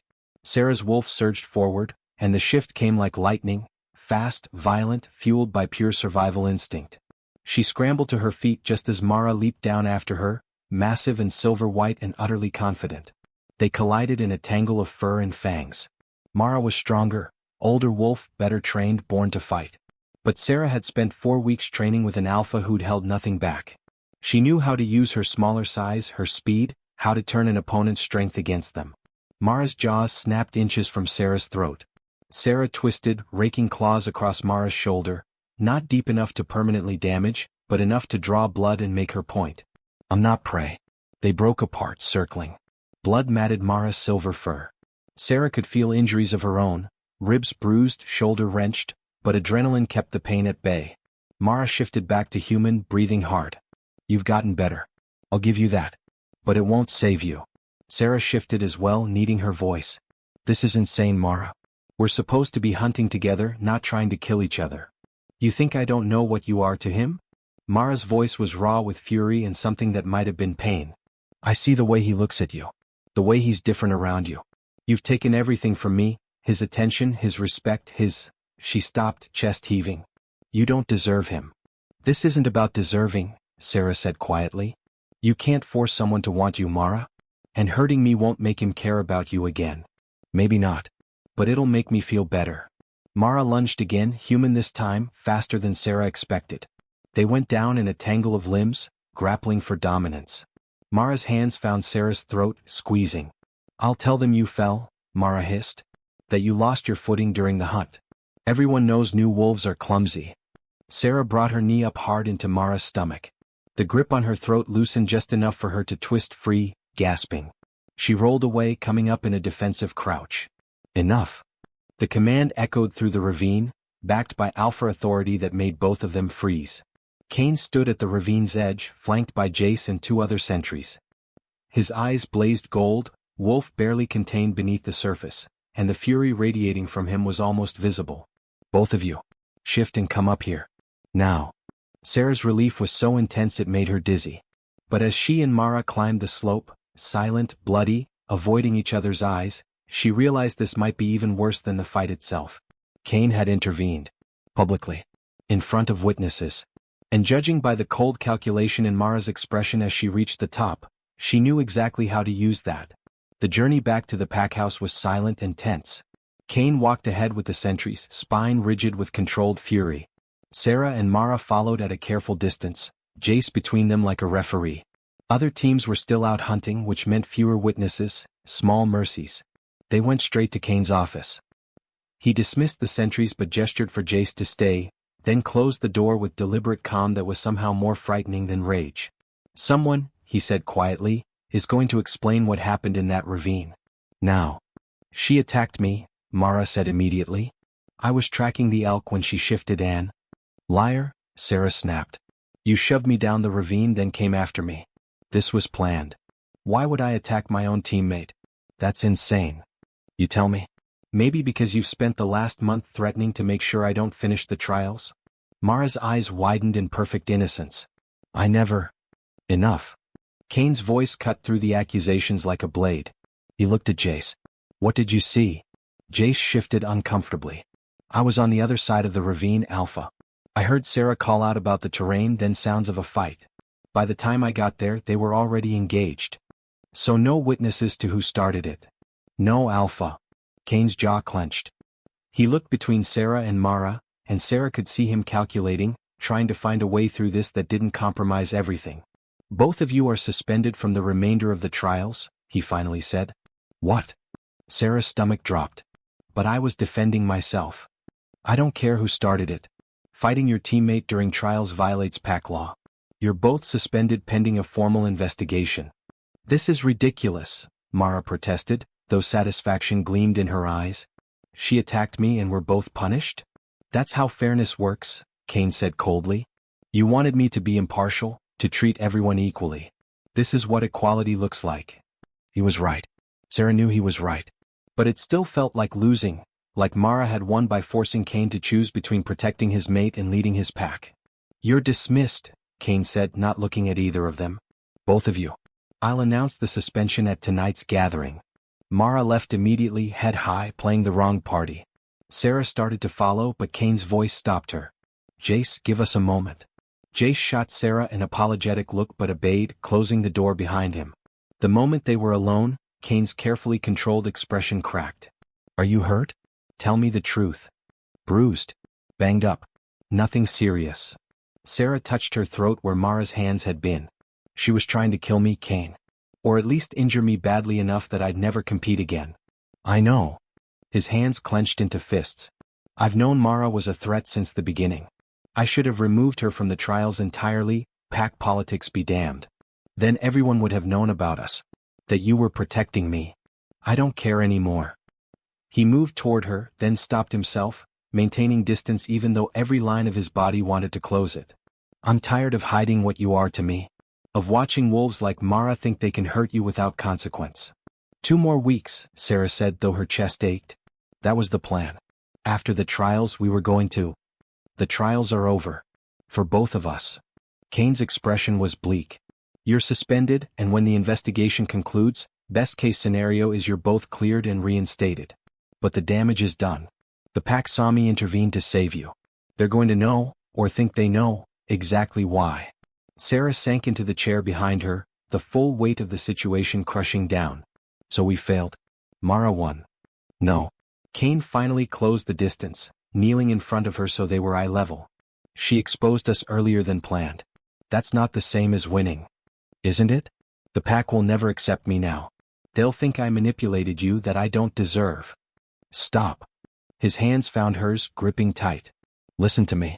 You fought a rogue to save pack members. You've trained harder than anyone I've ever seen. You've earned respect from wolves who matter. Jace, Maya, Tomas, dozens of others. That's real. What Mara thinks, what her father thinks, that's politics and jealousy. But you're Alpha. Politics matters. Not more than you.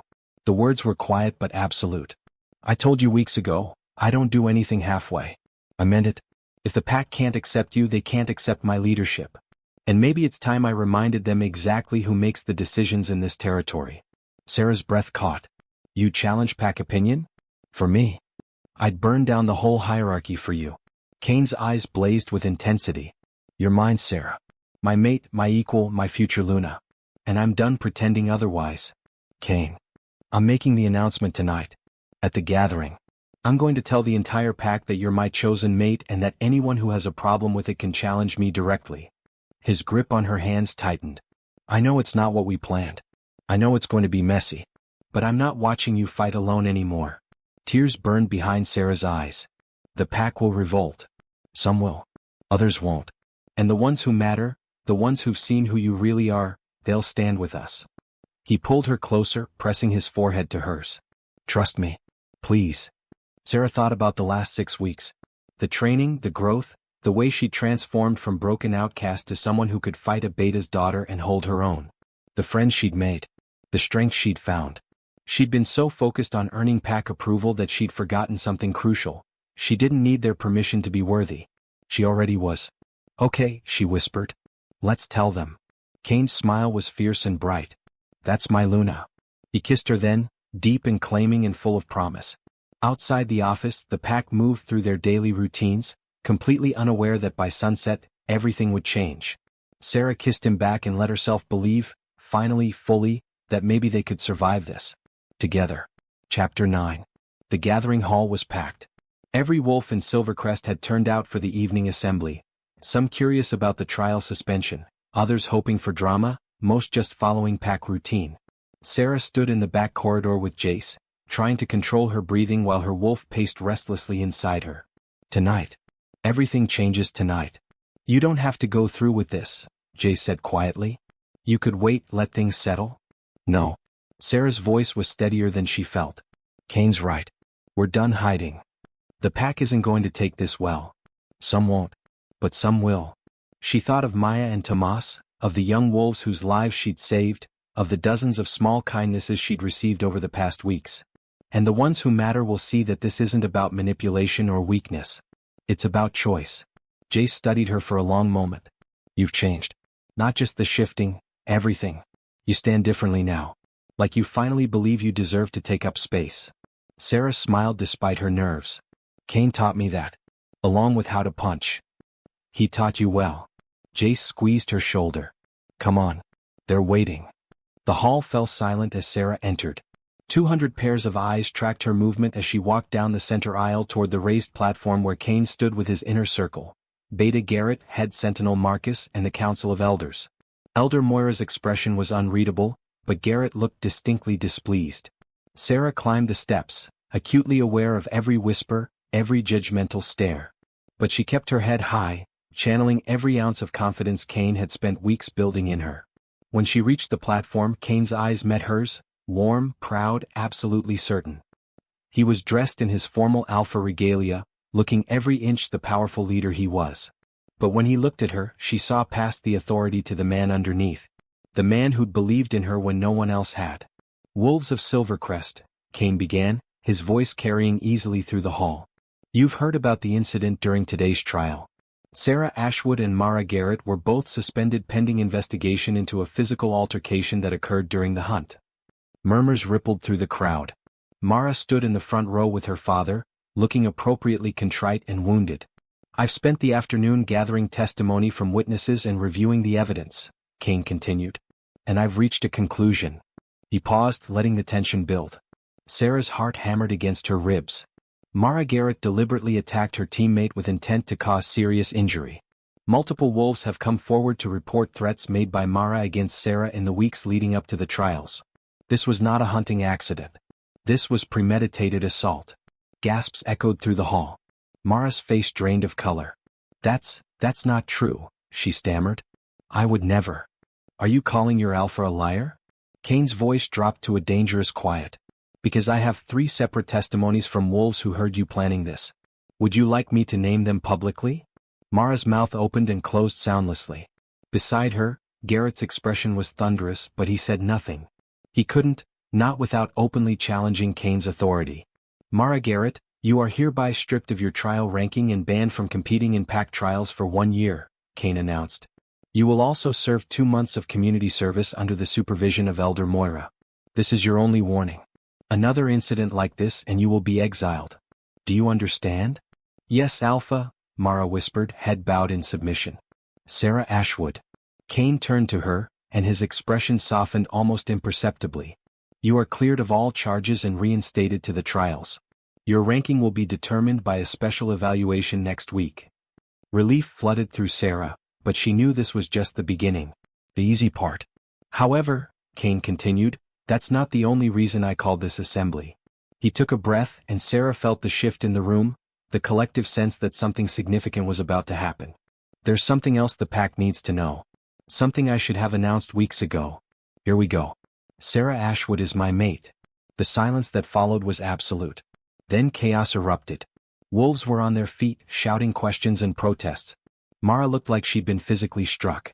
Garrett's face had gone purple with rage. But Elder Moira, surprisingly, looked almost approving. Kaine raised his hand, and alpha authority crashed over the room like a wave. Everyone fell silent, though tension crackled in the air like electricity. "I know this comes as a shock to many of you," Kaine said, his voice steady. "And I know there are wolves who will question my judgment, who will say that Sera hasn't earned her place beside me. So let me be very clear about something." He moved to stand beside Sera, his presence solid and unwavering. "Sera has earned everything she has. She trained harder than anyone I've ever seen. She shifted to save pack members without regard for her own safety. She's faced hostility and prejudice with grace and strength. And she's done it all while knowing that half this pack wanted her to fail." His eyes swept over the assembled wolves. "If you think she doesn't deserve to be Luna, then you haven't been paying attention." "But Alpha," a voice called out, Owen, one of Sera's teammates. "She's been shifted for less than 2 months. How can she possibly lead?" "The same way I learned to lead when I became Alpha at 25, Kaine replied. "With training, dedication, and the support of wolves who believe in her potential rather than judging her past. I'm not asking you to accept this blindly. I'm asking you to give her the same chance you gave me." "And if we don't?" Garrett's voice was cold. "If the pack refuses to accept her as Luna?" Kaine's expression turned to stone. "Then you're welcome to challenge me for the alpha position. That's how pack law works, Garrett. If you truly believe I'm unfit to lead, step up. Otherwise, respect my choice." The challenge hung in the air. Garrett was strong, one of the most powerful wolves in the pack. But he wasn't stupid. Challenging Kaine would be a fight to the death, and everyone knew who would win. "I'm not challenging you," Garrett said finally. But don't expect the pack to fall in line just because you've declared it. Respect is earned, not given. I agree completely, Sera said, speaking for the first time. Her voice didn't waver. Which is why I'm not asking for your respect. I'm going to earn it. She stepped forward, addressing the pack directly. I know what most of you think of me. The broken wolf who couldn't shift. The outcast who didn't belong. And you were right, I didn't belong. Not because I was weak but because I was hiding. Afraid to be seen, afraid to fail, afraid to take up space. Her wolf surged with approval, lending her strength. But I'm not hiding anymore. Kaine helped me find my wolf, yes. But more than that, he helped me find myself. And I'm not going to apologize for that. I'm not going to apologize for being chosen, or for choosing him back. She looked directly at Mara. Some of you will never accept me. You'll always see me as less than. And that's okay. Because I don't need your approval to know my worth anymore. Then she turned to scan the crowd, finding familiar faces. Jace, Maya, Tomas, the 3 teenagers she'd saved, dozens of others who'd shown her kindness. But for those of you willing to give me a chance, I promise you this. I will work every day to be worthy of standing beside your alpha. I will train, I will learn, I will protect this pack with everything I have. Not because I have to prove something but because you're my pack. And pack takes care of each other. Silence. Then from the back of the hall, someone started a slow clap. Jace. Of course. Maya and Tomas joined in. Then the 3 teenagers. Then more wolves until half the hall was applauding. Not everyone, Mara's followers stood silent and hostile, but enough. More than enough. Kaine's hand found hers, their fingers lacing together in front of 200 witnesses. The touch was warm, grounding, perfect. The pack has spoken, Elder Moira said, her voice cutting through the applause. She stepped forward, regarding Sera with those ancient, knowing eyes. Or at least half of it has. Alpha Kaine, if you truly wish Sera Ashwood to be recognized as your Luna and mate, pack law requires a formal courtship period of 3 months. During that time she must prove her worth to the pack through service and skill. At the end, the pack will vote on whether to accept her as Luna. Kaine's jaw tightened. That's an outdated tradition. It hasn't been enforced in generations. Because no alpha has chosen a mate as controversial as this one in generations, Moira replied, not unkindly. You want the pack's acceptance? Give them time to see what you see in her. 3 months. Then a formal vote. It was a compromise, and a clever one. 3 months to prove herself, with a democratic decision at the end. It gave the dissenting wolves a voice while still acknowledging Kaine's choice. Fine, Kaine said. 3 months. But the vote will be binding. If the pack accepts Sera, there will be no more challenges or protests. Agreed. Moira looked to the other elders, who nodded. Agreed. Then let the courtship period begin, Moira announced. And may the ancestors guide us all. The assembly dissolved into clusters of heated conversation. Sera stood on the platform, still holding Kaine's hand, feeling the weight of dozens of stares. 3 months. 90 days to convince half a pack that she deserved to be their Luna. We can do this, Kaine murmured, squeezing her hand. Sera looked at the divided crowd, supporters and detractors, believers and skeptics, and felt her wolf rise with fierce determination. We will do this, she corrected. And watching Mara storm out with her followers trailing behind, Sera knew the real fight was just beginning. Chapter 10. The first week of the courtship period was a lesson in humility. Pack law dictated that a potential Luna must prove her worth through service, so Sera found herself doing every menial task the elders could devise. She worked in the kitchens at dawn, scrubbing pots until her hands were raw. She helped the healers organize their medical supplies. She assisted the teachers with the pack's youngest pups. She even spent an entire day mucking out the stables. And through it all the pack watched. This is ridiculous, Maya said on the 5th day, finding Sera elbow-deep in soapy water in the communal laundry. You save pack lives. You shouldn't have to prove anything. Yes, I should. Sera scrubbed at a stubborn stain. Half the pack thinks I manipulated Kaine. This is how I show them I'm willing to work for my place here. By doing everyone's laundry? By doing whatever needs doing. Without complaint. Without ego. Sera smiled slightly. Besides, Kaine's doing the same thing. Have you seen him? Maya's eyebrows rose. What do you mean? He's been participating in every patrol, every training session, every pack event. Making himself more accessible than he has in years. Showing the pack that choosing me hasn't made him neglect his duties. Sera wrung out a shirt. We're both proving we can do this. Together. You two are sickeningly perfect for each other, Maya said, but there was affection in her voice. Just, don't work yourself to death, okay? You're still training every morning, plus all this service work, plus dealing with Mara's followers spreading rumors. I can handle it. Sera. I can handle it, she repeated, more firmly this time. I have to. Because the alternative was admitting defeat. Was proving Mara and Garrett and every doubter right. And Sera would scrub dishes until her hands bled before she let that happen. That night, she finally had a moment alone with Kaine. They met in his office after dark, the pack house quiet around them. The moment the door closed, Kaine pulled her into his arms, burying his face in her hair. Tell me you're okay, he murmured. Because watching you work yourself ragged this week has been torture. I'm fine. Sera melted into his embrace, letting herself take comfort from his warmth. Tired but fine. You're exhausted. I can see it. He pulled back just enough to cup her face, thumbs stroking her cheekbones. The elders are pushing too hard. Tomorrow I'm going to tell them. Don't. Sera caught his hands. Kaine, if you intervene it'll look like favoritism. Like I need you to fight my battles. That's exactly what we're trying to disprove. I don't care about appearances. But I do. We both should. She pressed a kiss to his palm. 3 months. We agreed. Let me do this my way. Kaine's expression was conflicted, the alpha in him wanting to protect his mate, the leader in him knowing she was right. Finally he sighed. You're stronger than I am, he said. Not stronger. Just more stubborn. Sera smiled. Besides, it's not all bad. The kitchen staff actually likes me now. And Elder Moira gave me an approving nod yesterday. Progress. Elder Moira likes everyone who works hard and doesn't complain. Kaine pulled her back against his chest, wrapping his arms around her waist. But I suppose that's you exactly. They stood like that for a long moment, just breathing together, stealing comfort from each other's presence. Outside, the pack moved through their evening routines, completely unaware that their alpha and his chosen mate were wrapped in each other's arms just floors above them. I miss this, Sera whispered. Just being us. Not performing for the pack or proving ourselves. Just this. Me too. Kaine pressed a kiss to her temple. But we're halfway through week 1. Only 12 more to go.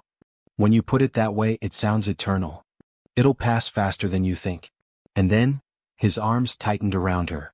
Then you'll be officially mine. My Luna, my mate, recognized by the entire pack. No more hiding. No more proving. Just us. The promise in his words made Sera's chest ache with longing. I want that so much. So do I. Kaine turned her in his arms, tilting her chin up. But until then we survive. Together. He kissed her, slow and deep and full of all the things they couldn't say aloud.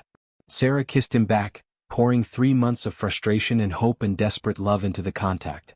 When they finally broke apart, both breathing hard, Kaine rested his forehead against hers. Stay tonight, he murmured. Just asleep.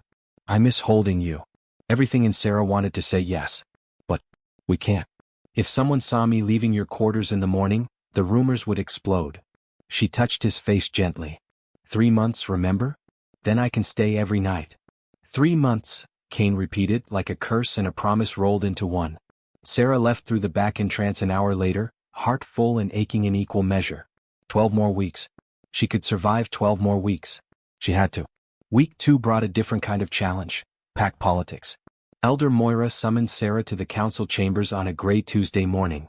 The 5 elders sat in a semicircle, ancient wolves with centuries of combined experience, the true keepers of pack law and tradition. Sera stood before them, spine straight, refusing to show nervousness. Sera Ashwood, Moira began. Your service work has been exemplary. The pack sees your willingness to labor without complaint. Thank you, Elder. However, Elder Thomas spoke up, his weathered face stern. Service alone does not make a Luna. Leadership requires knowledge of pack history, law, diplomacy, and tradition. We must assess whether you possess the capacity to learn what's necessary. This was it. The academic test. Sera had known it was coming. I'm ready to learn, she said evenly. Good. Elder Moira stood, moving to an enormous bookshelf that covered the entire back wall. Then your education begins now. You'll study pack law, territorial treaties, the history of werewolf lineages in the Northern Territories, and the responsibilities of a Luna. You'll meet with us twice a week for examination. At the end of 3 months, you'll be tested on everything you've learned. And if I fail? Then you're not suited to lead, Elder Thomas said bluntly. Strength and service aren't enough. Aluna must be wise. Moira pulled down a stack of leather-bound volumes, setting them on the table with a heavy thud. Start with these. They cover the basics. And Sera? Her expression softened slightly. I'm rooting for you. Don't make me regret it. Sera gathered the books, easily 30 pounds of ancient text, and hauled them back to her cottage. She spent the rest of the day reading about pack hierarchies and territorial disputes from centuries past, her eyes crossing with exhaustion. This was going to be harder than the physical trials. Jace found her that evening, surrounded by open books, notes scattered everywhere. You look like death, he observed cheerfully. Feel like it too. Sera rubbed her eyes. Did you know there are 47 different levels of pack offense, each with specific punishments outlined in the Charter of 1847? Because I didn't. And now I have to memorize them all. That's what you get for wanting to be Luna. Jace picked up one of the volumes, whistling at the density of the text. This is brutal. One help. You'd help me study? Someone has to make sure you don't die of boredom. He settled into the chair across from her. Plus, Maya and I made a bet on whether you'd actually survive the full 3 months. I've got money riding on your success. Despite her exhaustion, Sera laughed. How much? $50 in kitchen duty for a month. Then we better make sure I pass. I'd hate for you to lose kitchen duty on my account. They studied until midnight, Jace quizzing her on pack law while Sera frantically tried to absorb centuries of tradition. It should have been miserable. Instead, it felt like hope, proof that she had allies, friends who believed in her enough to sacrifice their free time. When Jace finally left, Sera returned to the books alone. Her eyes were gritty with fatigue, her mind oversaturated with information. But she kept reading. Because failing wasn't an option. Week 3 brought combat evaluations. The pack needs to see that you can fight, Elder Moira explained as Sera stood in the training ring, facing 6 of the pack's best warriors. Not just survive a confrontation but truly fight. Defend yourself and others. The warriors circled her, 5 men and 1 woman, all significantly larger and more experienced. This wasn't training. This was a demonstration. Begin. Moira called. They came at her from all sides. Sera's wolf surged forward, and the shift came like breathing now, natural, effortless. Her silver-gray wolf emerged, smaller than her opponents but fast and clever. She ducked under the first attack, used the second wolf's momentum against him, and landed a solid hit on the third. But there were too many. A massive brown wolf caught her shoulder, teeth finding purchase. Pain exploded through her, but Sera twisted free, leaving a chunk of fur behind. She could hear the pack watching. 200 wolves gathered around the ring, assessing, judging. Looking for any sign of weakness. Show them, her wolf growled. Show them what we are. Sera stopped trying to avoid the attacks and went on offense. She targeted the largest wolf, a warrior named Brutus who was known for his strength. He expected her to run. Instead, she leaped directly at him, using her smaller size to slip beneath his guard and hamstring him with a precise bite. He went down with a surprised yelp. The crowd erupted in shocked murmurs. Taking down Brutus wasn't supposed to be possible for a wolf of her size and experience. But Sera wasn't done. She danced between her opponents, using everything Kaine had taught her. Speed over strength, precision over power, intelligence over brute force. She couldn't overpower these warriors. But she could outsmart them. One by one she found their weaknesses. The female warrior who favored her left side. The gray wolf who telegraphed his moves. The young warrior who got overconfident when he thought he had the advantage.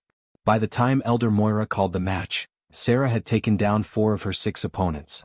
She stood panting, bloody but unbroken, while the crowd buzzed with energy. Kaine watched from the edge of the ring, and the pride blazing in his eyes made every bruise worth it. Impressive, Elder Moira said, and there was genuine respect in her voice now. You fight like someone 3 times your size and experience. Where did you learn such technique? Alpha Kaine trained me, Sera said honestly, shifting back to human form. Someone threw her a robe, which she wrapped around herself gratefully. He taught me that strength isn't just about power. It's about knowing your advantages and using them. Wise words from a wise alpha. Moira looked at the assembled pack. Let it be known that Sera Ashwood has proven her combat capability. She may be young in her wolf, but she fights with the skill of a seasoned warrior. The crowd didn't applaud, not exactly. But the energy shifted. Doubt became consideration. Skepticism became curiosity. It was progress. Small but real. That night Sera could barely move. Every muscle screamed, her shoulder throbbed where teeth had torn flesh, and exhaustion dragged at her like weights. She'd made it to her cottage and collapsed on the couch when a soft knock came at her door. "It's me," Kaine's voice came through the wood. Sera dragged herself up and opened the door. Kaine stood there with a healer's bag, his expression soft with concern. "I know we're supposed to maintain distance," he said. "But I'm not letting you suffer alone after what you went through today. So I'm coming in as your Alpha, checking on an injured pack member. Understand?" "Understood, Alpha," Sera said with a small smile, stepping aside. He closed the door and immediately dropped the formal act, gathering her carefully into his arms. "You were magnificent today. Absolutely magnificent. I got my ass kicked. You took down Brutus. No one takes down Brutus." He guided her back to the couch, settling beside her with the healer's bag. "Let me see your shoulder." Sera let him examine the wound, already healing but still painful. Kaine's touch was gentle as he cleaned and bandaged it, his wolf humming with the need to care for his injured mate. 9 more weeks, Sera said quietly. 9 more weeks, Kaine agreed. "Then I'm never letting you out of my sight again. Promises, promises." He kissed her forehead, then her temple, then her lips, soft and reverent. "I keep my promises." Sera believed him. Chapter 11. Month 2 of the courtship period brought unexpected allies. Sera was helping Elder Moira reorganize the archives, centuries of pack records that needed cataloging, when she uncovered something interesting. A leather journal, pages yellowed with age, detailing the history of the Nightshade bloodline. Her bloodline. "Elder," she called out. "What is this?" Moira appeared from between towering shelves, dust clinging to her silver hair. She took the journal, studying it with keen eyes. "Ah, the Nightshade records. I'd wondered where these had gone." She handed it back to Sera. "Take it. You should know your own history." Sera opened the journal carefully, scanning the elegant script. Names and dates, abilities and achievements, generations of Nightshade wolves stretching back 300 years. They were powerful, she breathed, reading about wolves who could track prey from miles away, who could sense emotions and intentions, who possessed healing abilities beyond normal pack members. They were, Moira confirmed. But their power came at a cost. Nightshade wolves often struggled to shift, their abilities so potent that their human and wolf halves existed almost separately. It took extreme circumstances to bridge the gap. Like nearly dying to save pack members, Sera thought. Why didn't anyone tell me this before? When I couldn't shift, when everyone thought I was broken? Moira's expression turned regretful. Because by the time you were born, the Nightshade line was considered cursed. Your mother couldn't shift either, and she died bringing you into the world. The pack saw it as proof that the bloodline was finished, tainted somehow. They didn't want to give you false hope by telling you about your heritage. So they just let me believe I was defective. Yes. And for that, I apologize. Moira touched Sera's shoulder gently. But you've proven them wrong. Your wolf is strong, stronger than anyone expected. And if this journal is right, you may have other abilities that haven't surfaced yet. Other abilities? Read it. Learn what your bloodline is capable of. And if you start noticing strange occurrences, heightened empathy, unusual tracking skills, prophetic dreams, don't dismiss them. They're your heritage awakening. Sera took the journal back to her cottage that night and read it cover to cover. By dawn, her world had shifted again. She wasn't broken. She was different. And different, apparently, meant powerful. The question was, what was she going to do with that power? The answer came 2 weeks later in the worst possible way. Sera was leading a group of young wolves on a training exercise, part of her Luna evaluation, when the alarm bells rang. 3 sharp peals that meant only one thing: rogues on the border. Back to the pack house, Sera ordered immediately. Now. The young wolves obeyed and Sera shifted, racing toward the alarm's source. Other warriors converged from all directions, a coordinated response to the threat.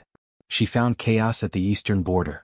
5 rogues, massive, scarred, eyes wild with feral madness, had crossed into pack territory and were systematically destroying everything in their path. They'd already taken down 2 sentries, both bleeding but alive. And they were moving toward the section of forest where the pack's youngest children were at afternoon lessons. The pups. Sera didn't think. She just moved. Her wolf launched at the lead rogue, easily twice her size, all muscle and malice. She couldn't beat it in a straight fight. But she could slow it down by time for the pups to escape. The rogue's jaws snapped inches from her throat. Sera twisted, raking claws across its snout, and darted away before it could retaliate. Not fighting to win, fighting to distract. Sera, fall back. Kaine's voice somewhere behind her. But she couldn't. The pups were directly ahead, frozen with terror as the rogues advanced. Another rogue lunged at her. This one caught her hindquarters, teeth sinking deep. Agony exploded through Sera's body, but her wolf howled defiance. Mine. Her wolf snarled. My pack. My pups. Mine. And then something inside Sera opened. It was like a dam breaking, releasing power she hadn't known she possessed. Energy flooded through her body, hot and ancient and utterly foreign. The world suddenly snapped into sharp focus, every detail crystalline and overwhelming. She could feel every wolf in the vicinity, their fear, their determination, their pack bonds glowing like threads of light in her mind's eye. She could sense the rogues' intentions, their hunger and madness radiating like physical things. And she could do something about it. Sera threw her head back and howled, not a normal wolf call but something deeper. Something that resonated with pack bonds and ancient magic. Protect. The command rippled out from her like a shockwave. Every wolf who heard it responded instantly, warriors converging on her position, sentries forming defensive lines, even the young wolves she'd been training racing to help despite their fear. But more than that, the pack bonds themselves seemed to strengthen, snapping into place with renewed vigor. Wolves fought harder, moved faster, coordinated with uncanny precision. Unity. Together. The rogues faltered, confused by the sudden organized resistance. They'd expected scattered prey. Instead, they faced a coordinated force moving as one entity. Kaine arrived like a black thunderstorm, his alpha power combining with whatever Sera had unleashed. Together they led the pack in driving the rogues back, not just defeating them but completely overwhelming them with unified strength. Within minutes it was over. 3 rogues dead, 2 in custody, and the pack, miraculously, suffering only minor injuries. Sera shifted back to human form, collapsing as exhaustion crashed over her. Using that power, whatever it was, had drained her completely. Kaine was there immediately, wrapping her in his shirt, holding her against his chest. What did you do? That power? I felt it through the pack bonds. Everyone did. I don't know, Sera gasped. I just wanted to protect them. To help. And then something happened. Elder Moira appeared, breathing hard from the sprint. She took one look at Sera and her eyes widened with recognition. Nightshade gift, she breathed. Pack empathy. The ability to strengthen bonds, to unite wolves in moments of crisis. It hasn't been seen in generations. Is she going to be okay? Kaine demanded, holding Sera tighter. She'll be fine. Just exhausted. Using a dormant ability for the first time takes enormous energy. Moira knelt beside them. But this changes things, Sera. You're not just a strong wolf. You're a Nightshade. You can unite the pack in ways even an alpha cannot. Sera tried to process that through her exhaustion. She had magic? Real, actual magic that could affect other wolves? The pups, she managed. Are they safe? Kaine assured her. Thanks to you. You bought enough time for them to escape and for reinforcements to arrive. He carried her back to the pack house himself, refusing to let anyone else touch her. The pack watched in awed silence as their alpha cradled his chosen mate, her silver-gray fur streaked with blood, her body limp with exhaustion. But alive. Victorious. That night, after the healers had patched her up and forced her to rest, Kaine sat vigil by her bed. You scared me, he said quietly, holding her hand. When I saw you facing down those rogues alone. I wasn't alone. The pack was with me. Because you called them. Because you used a gift none of us knew you had. His thumb traced patterns on her palm. Do you understand what this means? Pack empathy is one of the rarest gifts. Alphas with that ability can unite entire territories, end wars, create alliances that last centuries. I'm not an alpha. No. You're something rare. A Luna who can truly bind a pack together. Kaine lifted her hand to his lips, pressing a reverent kiss to her knuckles. The elders are going to vote tomorrow. Emergency session. After what you did today, after what you proved you can do. Wait. Sera struggled to sit up, ignoring her protesting muscles. Tomorrow? But it's only been 2 months. The courtship period. Doesn't matter anymore. You've proven everything you needed to prove and more. The pack saw you risk your life for pups that weren't even yours. They felt your power binding them together, making them stronger. His eyes blazed with pride and love and absolute certainty. You're not just worthy of being Luna, Sera. You're exactly what this pack needs. Tears burned behind Sera's eyes. What if they still vote no? What if? Kaine kept one arm around Sera's waist as he addressed the pack. Wolves of Silvercrest. You've voted to accept Sera as my mate and your Luna. Now I claim her before you all, as is my right and honor. He turned to Sera, and suddenly the room full of watching wolves didn't matter. There was only him, his storm-gray eyes, his steady presence, his unwavering certainty. Sera Ashwood, do you accept this claim? Do you choose to stand beside me as my equal, my partner, my mate? The formal words, but his eyes held everything else. Do you choose me? Really truly choose me? I do, Sera said, her voice carrying clearly through the chamber. I choose you. Today and always. Kaine's smile was blinding. He pulled a silver chain from his pocket, delicate but strong, with a pendant shaped like a crescent moon. This was my mother's. She wore it as Luna before me. Now it's yours. He fastened it around Sera's neck with careful hands. The metal was warm, like it had been waiting for her. By pack law and ancient right, I claim Sera Ashwood as my mate and Luna, Kaine declared. Then quieter, just for her, mine. Yours, Sera agreed. He kissed her then, in front of 200 watching wolves, in front of the elders and Garrett and Mara and everyone who'd ever doubted them. Kissed her like she was precious and powerful and exactly what he needed. The pack erupted in howls, celebration and acceptance, and pack bonds singing with renewed strength. Sera felt it through the Nightshade gift, that web of connection that linked them all. They were hers now. Her pack, her responsibility, her family. And she was theirs. When Kaine finally released her, both of them breathless, both grinning like fools, the celebration truly began. Music started from somewhere, and wolves began shifting between forms in the traditional Luna dance. One more thing, Elder Moira called out over the noise. She approached with a wooden box, opening it to reveal a silver circlet, simple but elegant, etched with wolf runes. The Luna's crown. Worn by every female Alpha and Luna in this pack's history. She placed it on Sera's head with careful reverence. The weight was slight but significant, a reminder of responsibility, of trust, of everything she'd fought to earn. Luna Sera, Moira said formally. May you lead with wisdom and strength. Luna Sera, the pack echoed, and the howls began again. Hours later, after the celebration had finally wound down, Kaine led Sera to his private quarters. Their quarters now, she realized with a thrill. The moment the door closed, he had her pressed against it, kissing her with weeks of pent-up longing. Sera kissed back just as fiercely, hands sliding into his hair, body arching against his. Mine, Kaine growled against her mouth. Finally, completely mine. Took you long enough, Sera teased, then gasped as his lips found her throat, teeth grazing the sensitive skin. I wanted to do this properly. Court you, show you off, let the pack see what I saw in you from the beginning. He pulled back just enough to look at her, and the raw emotion in his eyes made her breath catch. You're everything, Sera. Everything I needed, everything the pack needed. And now everyone knows it. No more hiding, Sera whispered. No more hiding, he agreed. No more stolen moments or secret meetings. Just us. Together. Always. He swept her into his arms and carried her to the bedroom, their bedroom. The space was larger than her entire cottage had been, with a massive bed and windows overlooking the forest. Kaine set her down gently on the bed, following her down, bracketing her body with his arms. I love you, he said, fierce and certain. I should have said it weeks ago, but I was trying to be professional, to not pressure you.